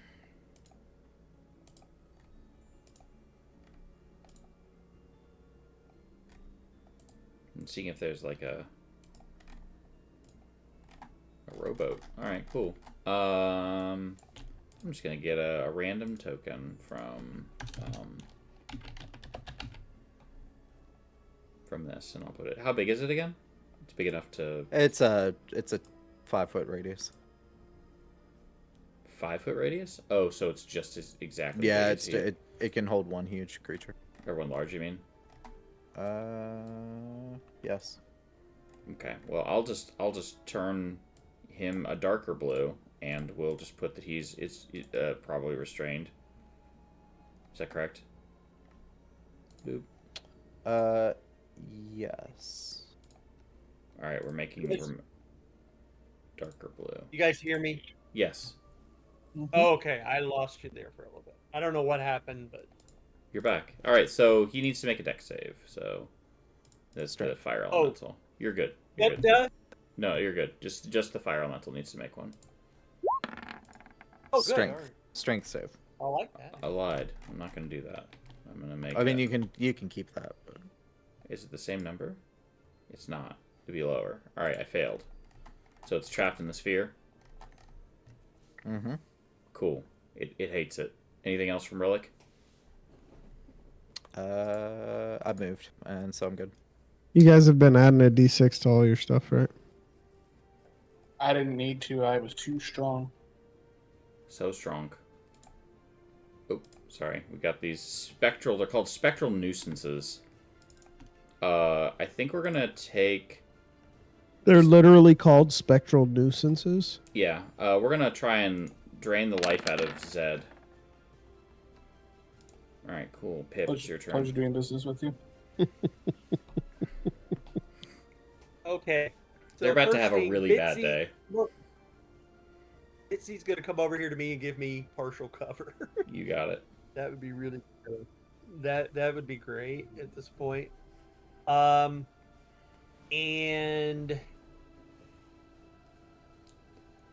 then I am going to have Bitsy fire. So let's have Bitsy use the force damage on this thing. That's a 15 hit. Hit the elemental. Yes. Yeah. Okay. Damage wise on that,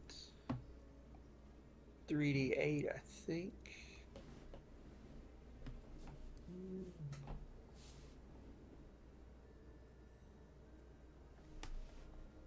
Force damage. All right. 12 force damage. Mhm. Big ouch. Anything else? You probably have 2 attacks or something. Well, that's just my bonus attacks. Gotcha. Okay. The problem is that Itzy only fires fire, and that's not going to be very helpful at this point. And so now I'm going to fire. I'm gonna just do something rather fightery, I guess, is the right way to put it. And I am going to fire my purpose tool, which does it can do any cantrip, and I'm going to have it do Eldritch Blast. Okay. And where are you? I'm so Purpose tool. sorry.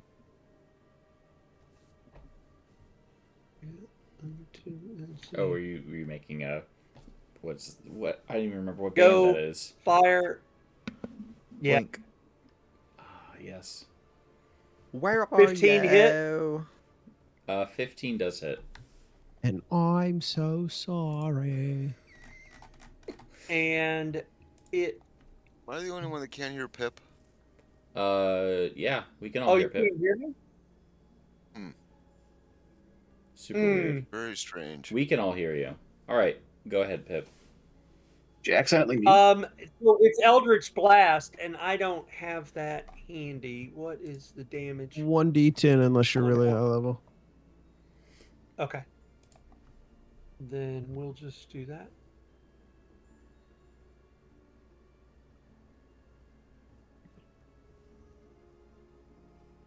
Four damage. All right. Oh, it's okay. Plus a d6, right? Yes. Yes. So 8 damage. You got it. All right. Eldritch Blast. Anything else? Nope, that's it. Mordock. Okay, I didn't hear anything that Pip said. It was just dead air. I don't know what's going on. I can hear everybody else, but weird. not him. Yeah, very strange. Did you... Everyone else can hear Pip, right? Mm-hmm. Yeah. Yep. Did you accidentally in Discord mute Pip? I wouldn't even know how to do that. Noted. We will communicate. We'll help you. So basically, he attacked the fire elemental. Yep, and that's why I knew I couldn't hear him. It's like, what's going on? There's all this dead air. Did he undo the thing on the? No. This guy is still here. This one can be shot though, or attacked, or what have you. Well, we'll move over here. And gee, I'm kind of a one-trick pony. Hey, what are you gonna tell him? Just some stuff. Jeez. I guess Owie. I'll take 32 damage. Oh Oh, a wait. cantrip. Yeah, add a d6. It's not an No. attack. No, it's a save. Not an attack. I mean, does it cause damage? Yeah. Yeah, but it's not an attack. Is mayonnaise an instrument? Sorry. Yeah. All right. Did you know that you can use a sausage as your weapon in Baldur's Gate? You sure can. Okay, I mean, I wonder what it would look like after a campaign was over. It's like the Well cooked. That's like the potato from Baldur, or not from Baldur's Gate, from Dungeons and Dragons: Honor Amongst Thieves, where she takes the potato and she's like. Yeah. Anyways. So so my turns are really quick and predictable. So Productive. That's good. I mean, 32 damage is nothing to shake a sausage at. There we go. Yeah, with a cantrip. Yo, pause. What? You're welcome. That was that was good. All right. So, anyways, the golem is done. Spectral nuisance. Do you know what we need to throw? A bunch of things at Zed. So Okay. here's a bunch of Challenge things. me.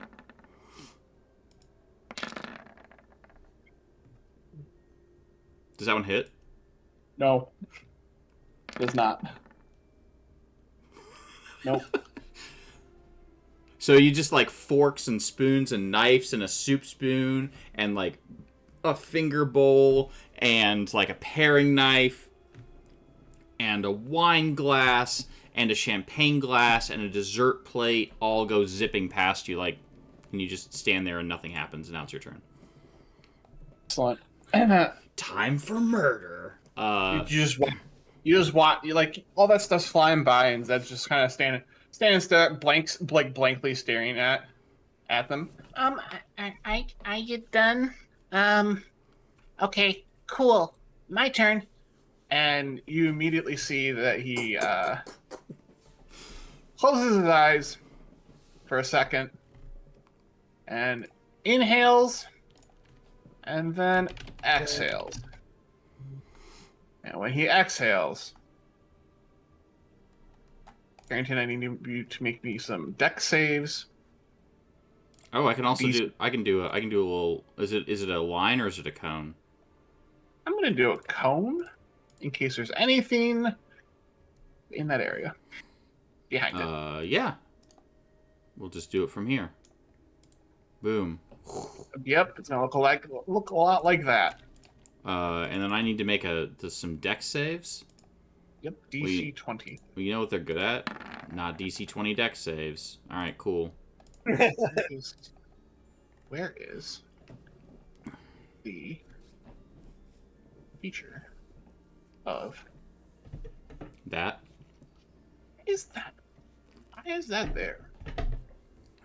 Or not there, rather.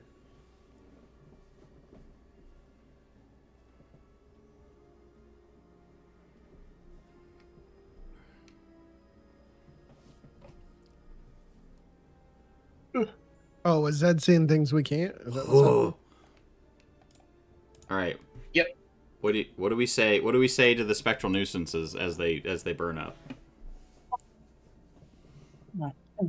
I guess I should have not. I guess I shouldn't have had the spicy nuggies. They're gone. That's that. Hey, And we're going to. I guess. is that a natural one for 26? No. It's just there's a 1. It rolled a 1. It rolled There's a 4d10. 1. There's a 1 amongst the die. Oh. Oh, now I see 4d10.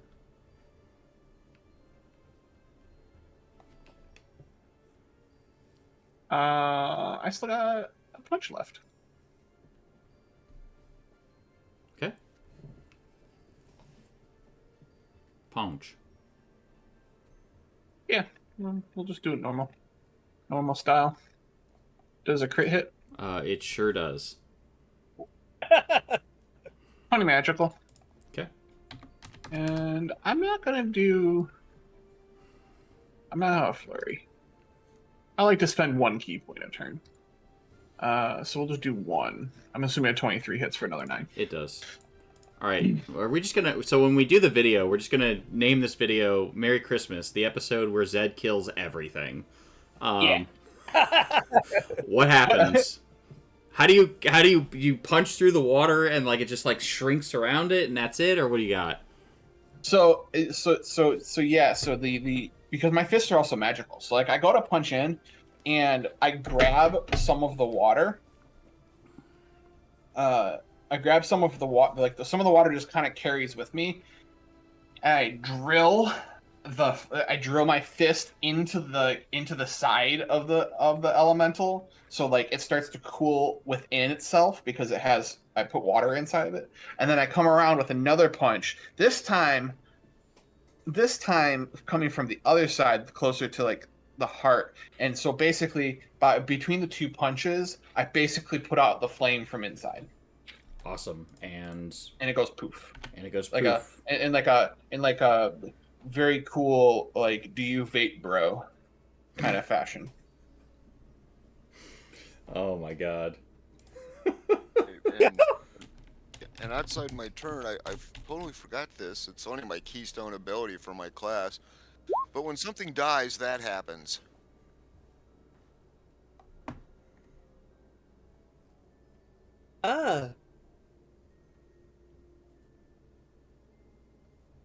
Wow. Yes. Oh, that's super handy. So I think Rilik's the only one that has any damage, so he gets however many hit dice that thing had in hit points back. I don't even know. I didn't take any damage. Well, I think he's dead. I haven't even rolled my d6s for damage. Yeah. All right. So that was Zed's turn. Baylor. Yeah, so how many hit dice does a fire elemental have? Anybody? That's a great question. Yeah. I'll look it up. What about a stone golem And a stone golem. and 2 spirits? I mean, I can't really do anything right now because the golem's still in the bubble. You can drop it. I mean, Pip can drop that at any time. Mm-hmm. Well, I mean, does Pip want I to drop can't. it? I mean, it's kind of just holding here, so Fire elemental it's is just a new 12. thing that I create. Okay. Just a new thing that I was trying out. I've been working on. Last time we were kind of last time I was with you guys, we were inundated with lots of things, and so I thought this might be a good way to take out one of the big bads. Oh while no, we it's concentrated perfect. on the It's other. just, yeah, no, it's perfect. It's the only thing left, though. Should I put it in water first? You can. You've got your thing over there. So hang on. Before you do that, so the golem has 17 hit dice. Okay. So I think you're back at full. Does that put you at full? Assuming I get health from the 2 ghosts, yeah. Yep. Then you're back at full. Neat. Perfect. All right. That's a good ability. It Thanks is for all the vague. heals. Yeah, I can only do it every turn. Yeah. So the more we kill, the stronger we get. Okay, well, I can't do anything until, like, Pip, you want to drop your bubble? You guys ready for me to bring it down? Yep. Mhm. I can drop my bubble. All right. So I'm gonna help fast track this since it's the only thing left. The golem puts up its hands and is just like, and just like wait a second, and then like, Hey, and it's just like, golem no want to fight, golem want Right. to go Go, Mom. leave. Right, you've got one choice. You fight with us the rest of the day, or I kill you right now. Golem cannot fit through doorways. Kill you Oh, we right got spells nowadays. What was that? Okay. We've got spells for that. Stop it. Golem only pawn We've already got in Game of We've Life. already got 2 constructs. Golem just pawn in Game of Life. Yep. Of all the Well, what movies, can he tell us about what's next? oh, I'm pretty sure Oliver's I'm pretty next sure our one? intelligence is very low. It is incredibly low. Intelligence is 3. Says it can't speak. Don't care. It's the holidays. No The idea. Christmas spirit. Yeah, the Christmas spirit is just like, just hitting Flowing this one through hard, 'em. just flowing. Yep. Yep. Yeah, absolutely. Stone Golem want to go discover meaning of life. Any objections to Stone Golem leaving? He's gonna have a hard time getting out of that door too. You're gonna let him go though. I'm gonna move people here. Yeah, Gonna It have- is the holiday Things season. moving. All right. This is the holiday it is season. the holiday. All right, get to stepping. Yep, keep going. Squeeze. Get in. Suck it in. Hey, Please. Frank. Oh no, I got this. Hey, buddy. I hope you find Ready? your dad. And then, as it just like walks through the Glad I wall, didn't choose stone shape today. and it's just gonna leave. We could have just walked through the wall. It did, because it's a stone golem. Like, just leaves a giant golem-shaped exit, and there we are. Right Insert out of a- Kool-Aid. right out of Insert a Kool-Aid, Looney Tunes. man. Reverse Kool-Aid Man. Oh Well, no. that was interesting. At least my new inventions seem to work pretty well, so that's good. I'd say so. Yeah, I mean, you Chris is basically not gonna just... be real happy with us. We broke his door. I just- His column put a giant hole in his wall. We can't control the actions of others. We're only responsible for exactly our actions. All right. Okay, Really? I looked over. I think who was it? Was it Rillick who was playing chess? And now you can finish your game. All right. You can look over I here. may have melted the pieces. There is... Knight nope, G3. They are still there. Okay. So, before we get crazy, there's a handout here. There's a note. It says, Dear B, I am just one move away from winning. Mate. W. Let me see it. What's his You want to see it? Dresden, though. Yeah. So, dear Black, I'm a 20 one move away from winning. White. Shit. You're black. Be one move. Oh, black Hey, and take it white. easy. Okay, got it. Hang on. Before we get crazy, that's the puzzle. But you can go ahead and you can minimize that image, by the way, Mage, because here's the board. But I move my knight to... Sorry.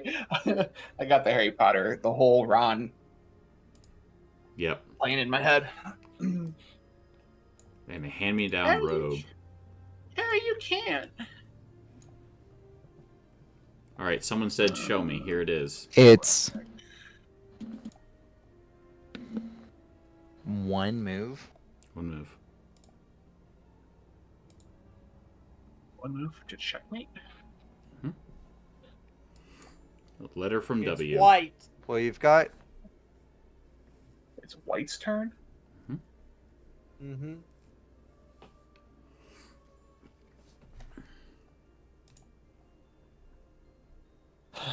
so bishop f7 check. It's mate. If you put it here, Oh yeah. Mate. Yeah, that's mate. that's mate. Yeah. Yep.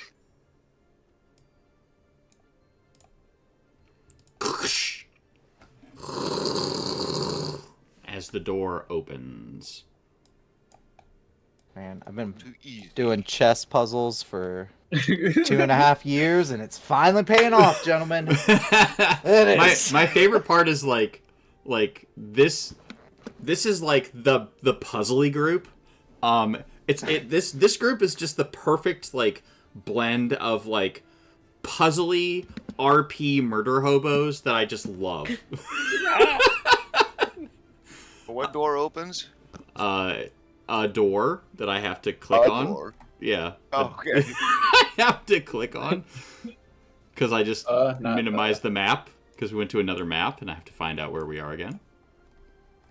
If we run into a dog that's got an antler strapped to his head, I'm going to laugh. I have a feeling it's going to be something other than a dog, but a hellhound. Yeah, it'll be really A nasty, hellhound, maybe. awful. All right. oh. Yeah. So I'm sure Max you is have here. done it. You have undone the thing. So feel free. Which way? Where? Right here. Right here. Yep. Right there. So we can go like down the stairs. We can in Up fact the go stairs. upstairs. Up the stairs. Oh, up the stairs. Sorry. Oh, I ain't going For first. people watching the VOD, I realized it was G6, but I'm sticking with it. And feeling flat like a G6. All right, I'm going to move everyone into this next area, and I'm so excited for this next part. Just beyond stoked.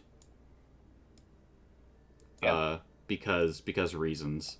I'm so excited by this. Hellhound with a stick. No, Because there's a hellhound with a stick tied to its head. no. But I will say this. So I'm excited. I really like this. This module, by the way, is from DM Dave. So thank you so much for that. This is not at all That's what sponsored. I was gonna ask. Yeah. Yeah, this is DM Dave. Great stuff. Love it. It's been a lot of fun. One of the most prolific module writers. masters there is. Yeah, I got to see Yeah, them at they were module at PAX Unplugged. They're super nice, so got to see them as well. So you all are here. We're gonna change this up just a little bit. Get some good music here.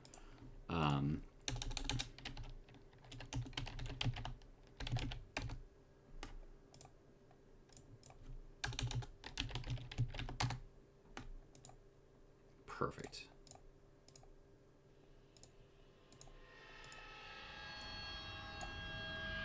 All right, here we go.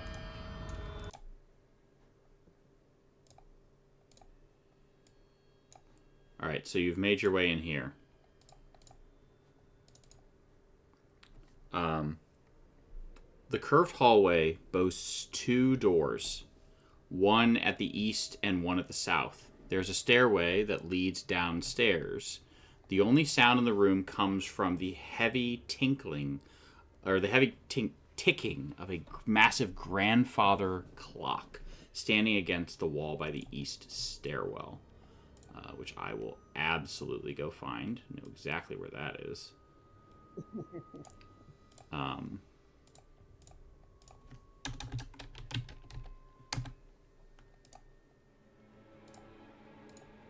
So here's a fun ticking clock sound. At the center of the hallway lurks a spectral figure wrapped in large, heavy chains. The chain it draws is clasped about its middle, and is long and wound about him like a tail.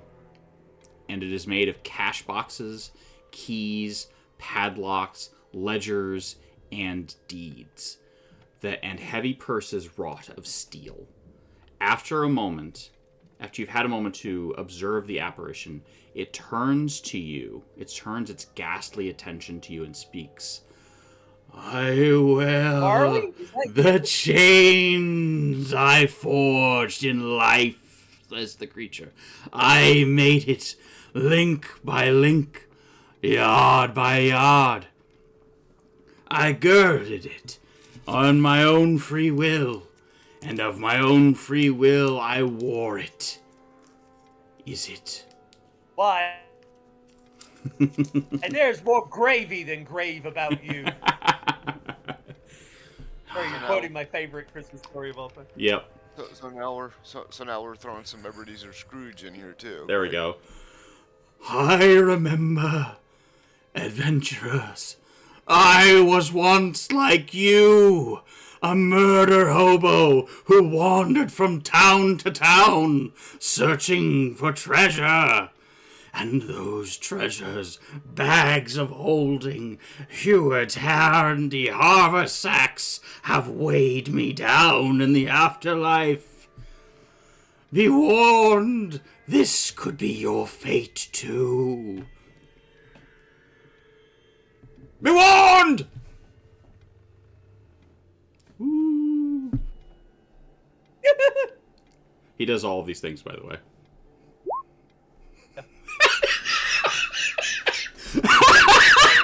I just love the immediate initiative from Zed. Yeah, I don't know. It kind of felt like it. His name is Jacob Barley. And he says, within this library, says the spirit, pointing towards the southern door, you will face 3 powerful spirits.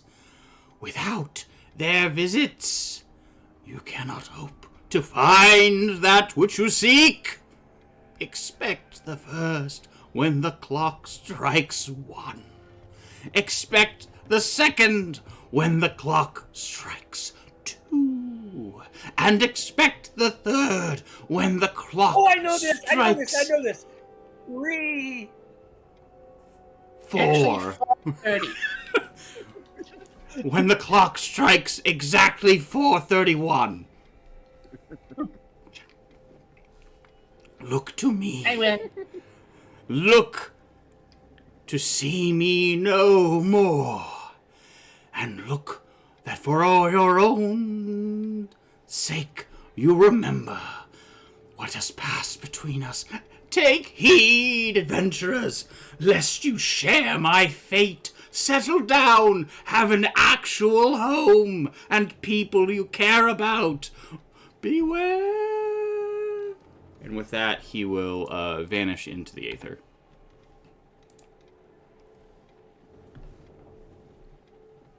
What time is it?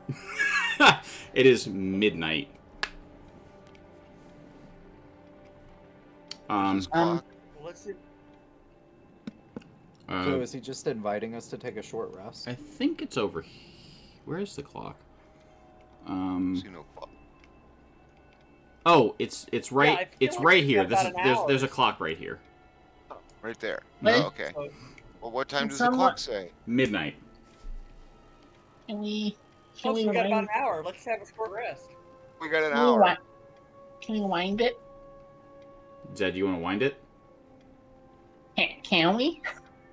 You notice as you like kind of sit down for a minute to just like ponder whether or not the hands do not move. But it's ticking. It is still ticking. Is it taking a licking? It's just ticking without moving. Like a Timex. Tick. Can I move the hands to 1 o'clock? Yes, you hear dung. Brilliant. You're welcome. Well done. Yes. Should have taken a short rest. I don't know that y'all need it. I think y'all fine.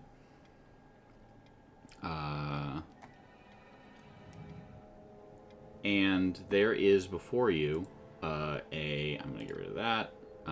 There's a door in front of you, which you can absolutely walk through.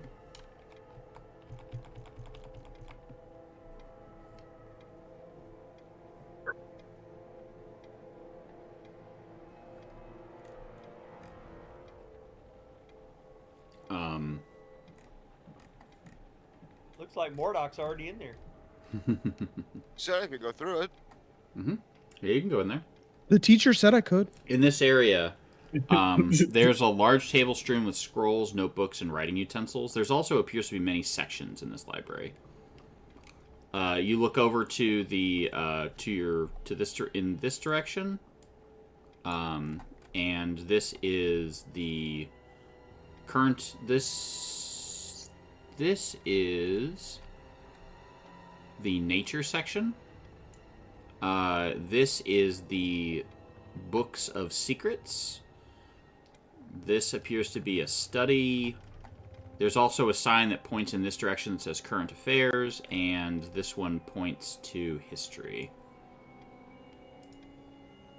Baylor goes to the books of secrets shelf, of course. Okay. Anyone looking anywhere else? Books of I'll history. go to current affairs. Okay. Here we are. The history one's over here.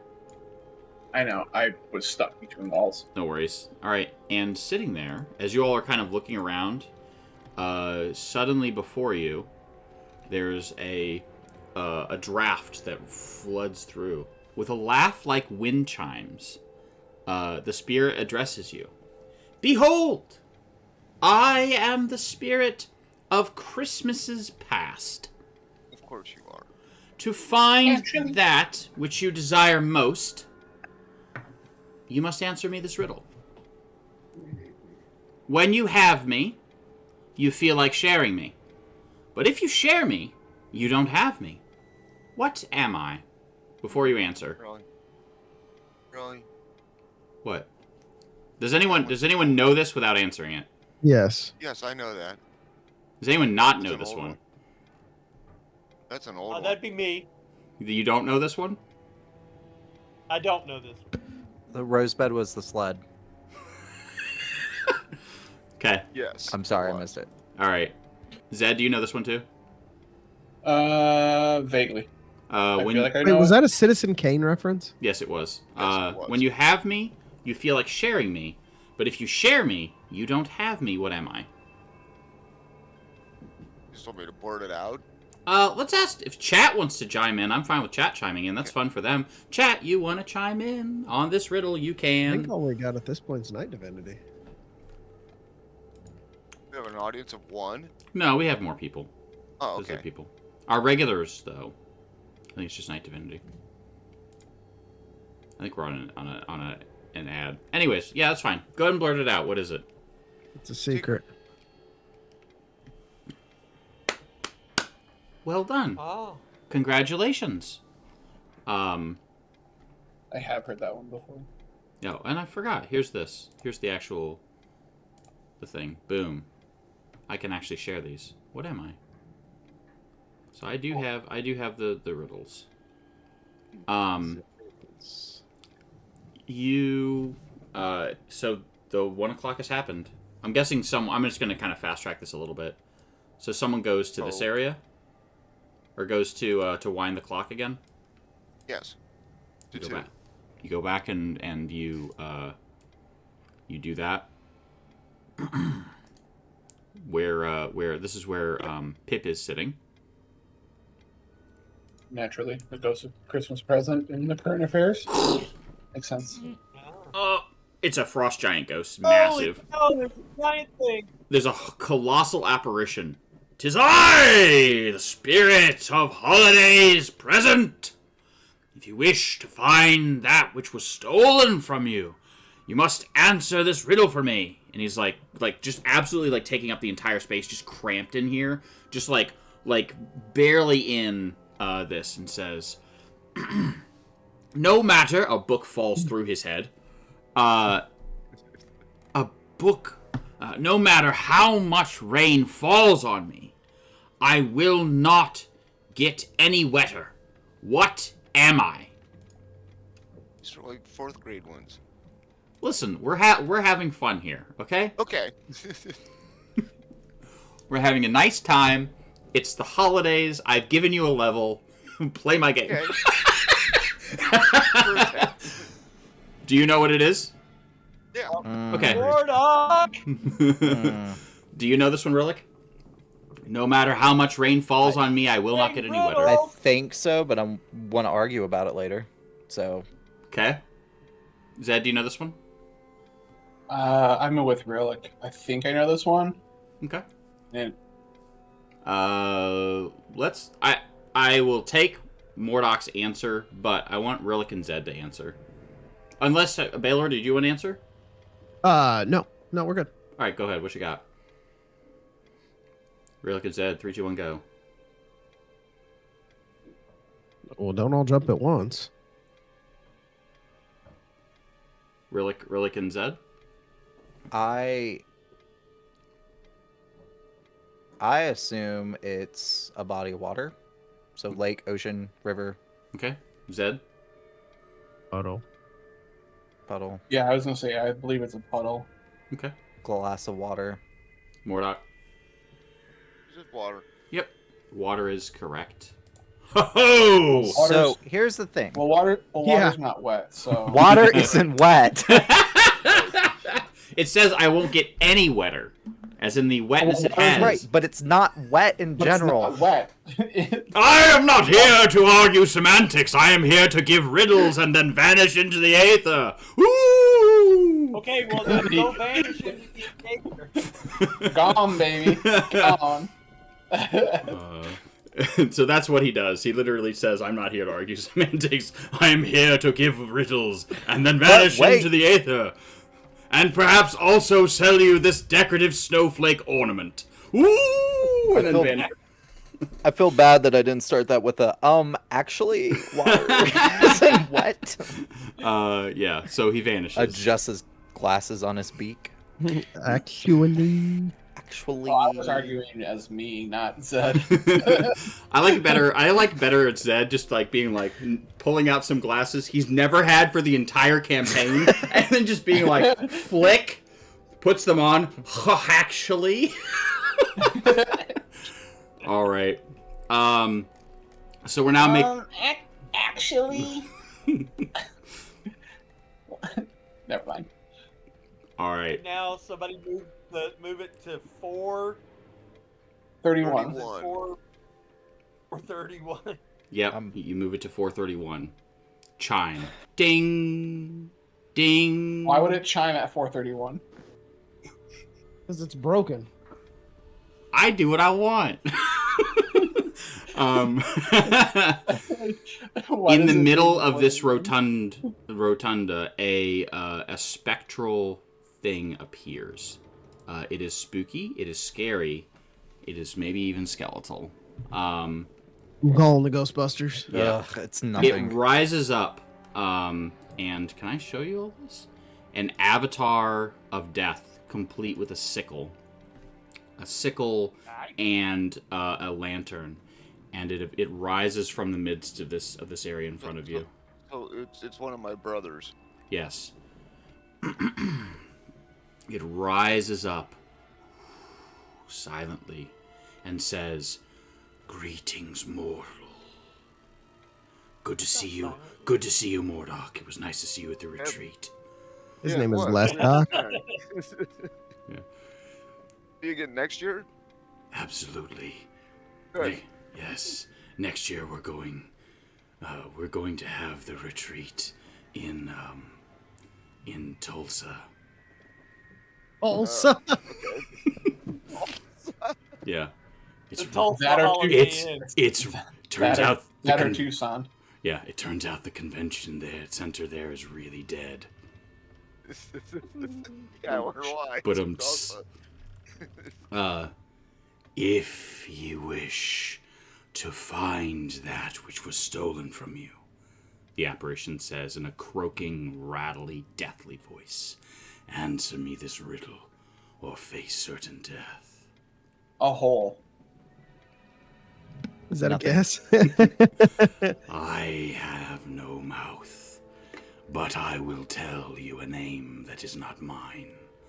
I have no eyes, but I will show you the years I have seen.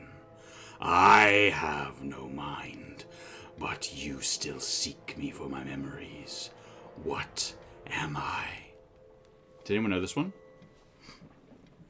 I think I do. I'll repeat it. Share the thing. Oh, yeah, absolutely. And I'll even read it again because I like that voice, even though it's murder on my vocal That is a cords. good voice, dude. It is a good voice. I have no mouth, but I will tell you a name that is not mine. I have no eyes, but I will show you the years I have seen. I have no mind, but you still seek me for my memories. What am I? Does anyone have any clue? Yeah, I mean, yeah. Mordock, you do have a clue? I think so. Me too. Anyone else? Pip? I was, Ridley, I Zed? was I didn't. The first two lines got me, and when it said the last one, I think I put it together. I know this one, but I like this game of let everyone else guess. Okay. I got distracted by thinking of all the other riddle answers. So I've got the doctor was his mother. The The horse's name is doctor Friday. was his mother. That's a good one, too. I've got no post on Sunday. Brain stuck in my teaser. head. Yep. It's an Office reference. There you go. Yep. Polar bears because you're at the North Pole. Okay, so you've been given this riddle. Who wants to guess at it? Who isn't quite sure of the answer? Anyone? Ooh, me. Sure, but I'm think not quite sure. I really don't know. All right, let Pip guess. I'm not going to count it against you. Oh gosh, I don't know. That's what I'm saying. I don't know. I have no eyes. I'll show you the years I have seen. I have no mind, but you still seek me for my memories.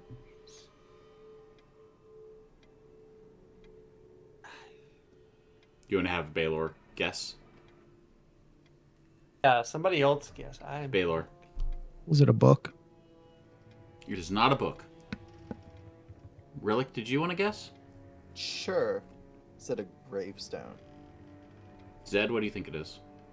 It's a tombstone. Same thing. Mordock? Yeah, gravestone is what I was thinking. Gravestone, tombstone is correct. Oh, good.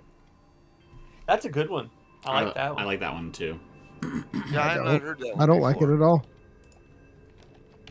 Because I got it wrong.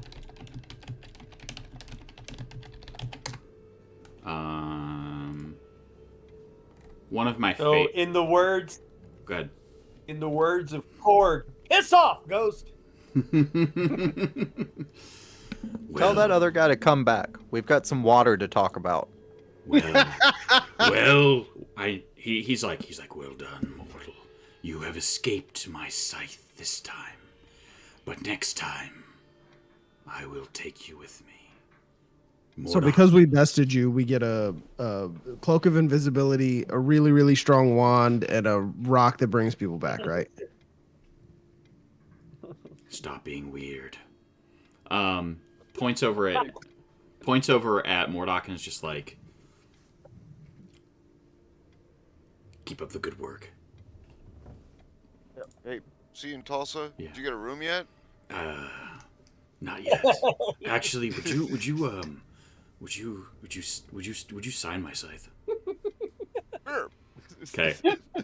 Cool. Points at him. Big fan. And then just like dissipates. What does it say? To my number one fan? Yeah, no, that's good. To my number one fan, Frank. Yeah, see you in Tulsa. See you in Tulsa. I can't believe you have a fan.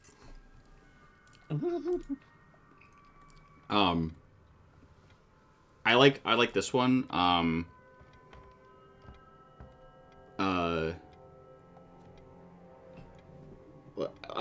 This is just no extra credit here. And maybe extra credit, we'll see. Bright and dark, black and white, I am shepherd of the night. fast and slow, rise and sink, blind, yet every month I blink. The moon.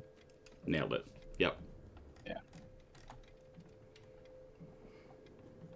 I like this one too, which also is the moon. The answer is round she is, yet flat as a board.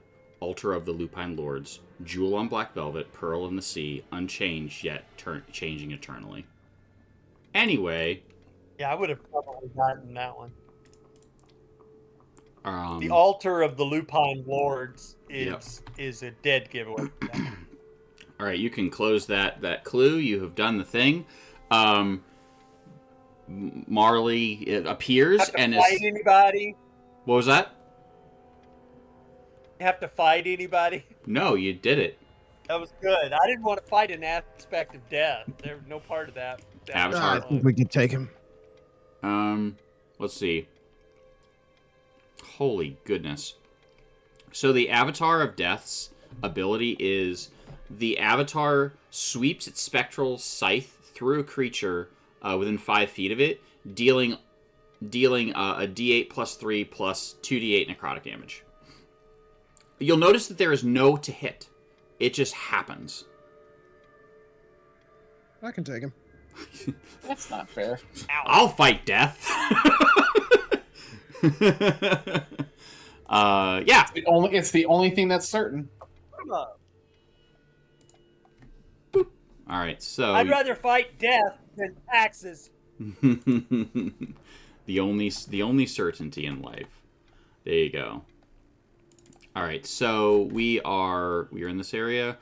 Do y'all want to look around here or get out of here?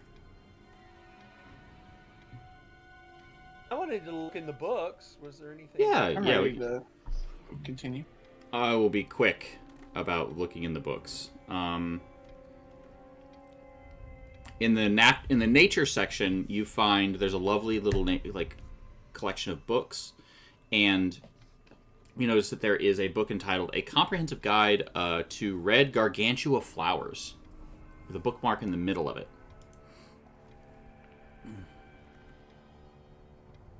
You want to see it? Feed me. Yeah, so it looks like this. It says, the red gargantua flower has an unusual diet. These large, strange flowers enjoy eating gold coins. When fed a gold coin, these plants are known to retract their vines to better savor the sweet, sweet taste of loot. That might come in handy later. Plant fact. Plant fact. Man, how many months have you been gone next and you just druid brought it back? All right. And I will let you know, by the way, there's an incredible trap here that I just love that I'm going to share with you, and we're going to move past it. The Books of Secrets.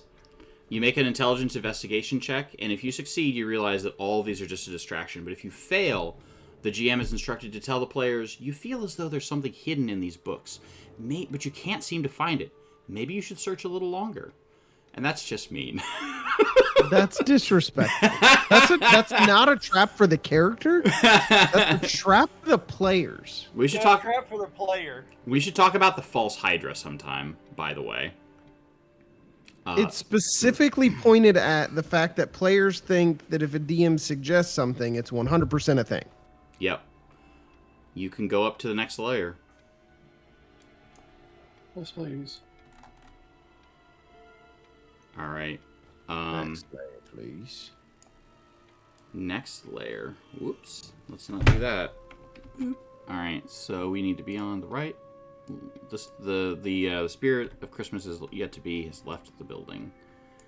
And we are going to move. Let me pick everyone up and move them. Just kind of move everyone to this middle area here to make it easier for me to move everyone. Having all these minions is making life interesting. Sorry. No, don't apologize. No, they're cool. I like them. I'm here for this. At least we don't have a necromancer. All right, so we're here. Okay. We may stop a little early tonight because reasons. I was gonna tell you I have a curfew of 10 o'clock anyway. Did you say you guys are playing again, Nick? I think we're gonna go ahead and shoot for the. Let's shoot for the 4th of January. So we'll take off the next 2 weeks and we'll shoot for I the could 4th. probably make that. I can make that. Yeah. Excellent. All right. Yeah. So we will go ahead and end it a little bit early, but I'll go ahead and describe to you what's happening here. I'm really liking this. I think this module is hilarious. And we'll be ending it within the time of Epiphany. So yeah, that's fine. That's how I'm explaining it to myself. That's how I'm just. It's a little 12th night King's celebration. Day, right? Yeah, absolutely. I mean, we don't take our tree down until after 12th night. Epiphany. Yeah, exactly. Because Christmas isn't a day; it's the season. It is the season. All right, so you're in this area. You have found the next area. This is a laboratory. So this room looks as though it's been ransacked. There's a large golden rug depicting a world is at the center of the chamber. The rug is flanked by 2 semicircular discs and littered with alchemical tools, supplies, journals, and so on and so forth. There are 3 doors set into the southern wall. At the north end of the room stand 4 copper cylinders fed by various tubes. Each of the cylinders appears to have a small door set into its front. Red ichor seeps out from the bottom of these doors onto the stone floors around the cylinders.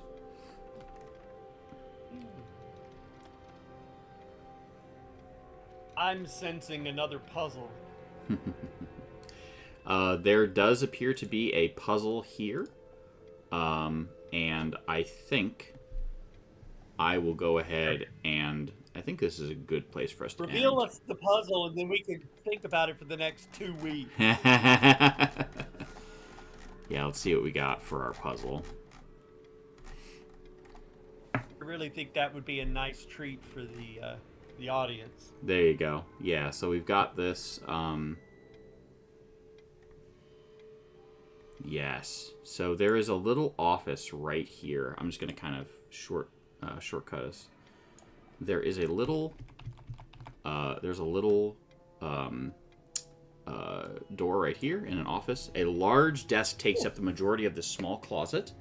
Most of the desk is covered with empty glass vials, beakers, and other alchemical components. However, at the center of each of the desk, there are 4 stoppered vials, all containing liquids of different colors.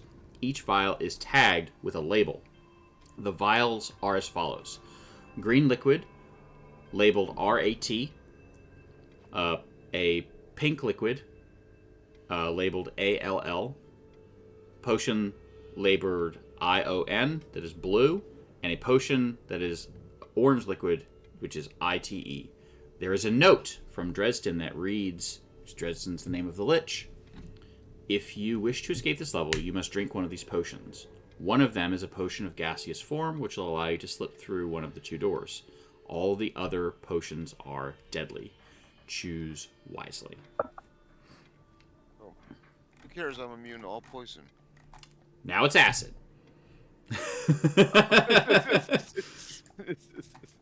No worries, I got you. All right, so this is the clue for next time. R-A-T, what were they again? Yeah, I just shared it. RITALLIONITE. Choose wisely.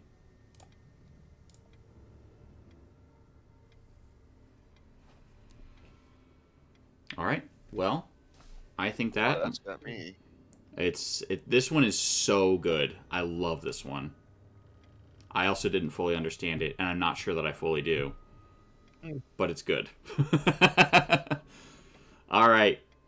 So let's go ahead and do our sign out. Does anyone have anything that they want to say before we sign out for the rest of the year? Hey, Merry Christmas. Yes. Happy Hanukkah. New Year. Happy New Year. Kwanzaa, Festivus, Festivus. whatever you celebrate. Have a happy holiday season. I hope you get to spend it with people that you love or at least tolerate.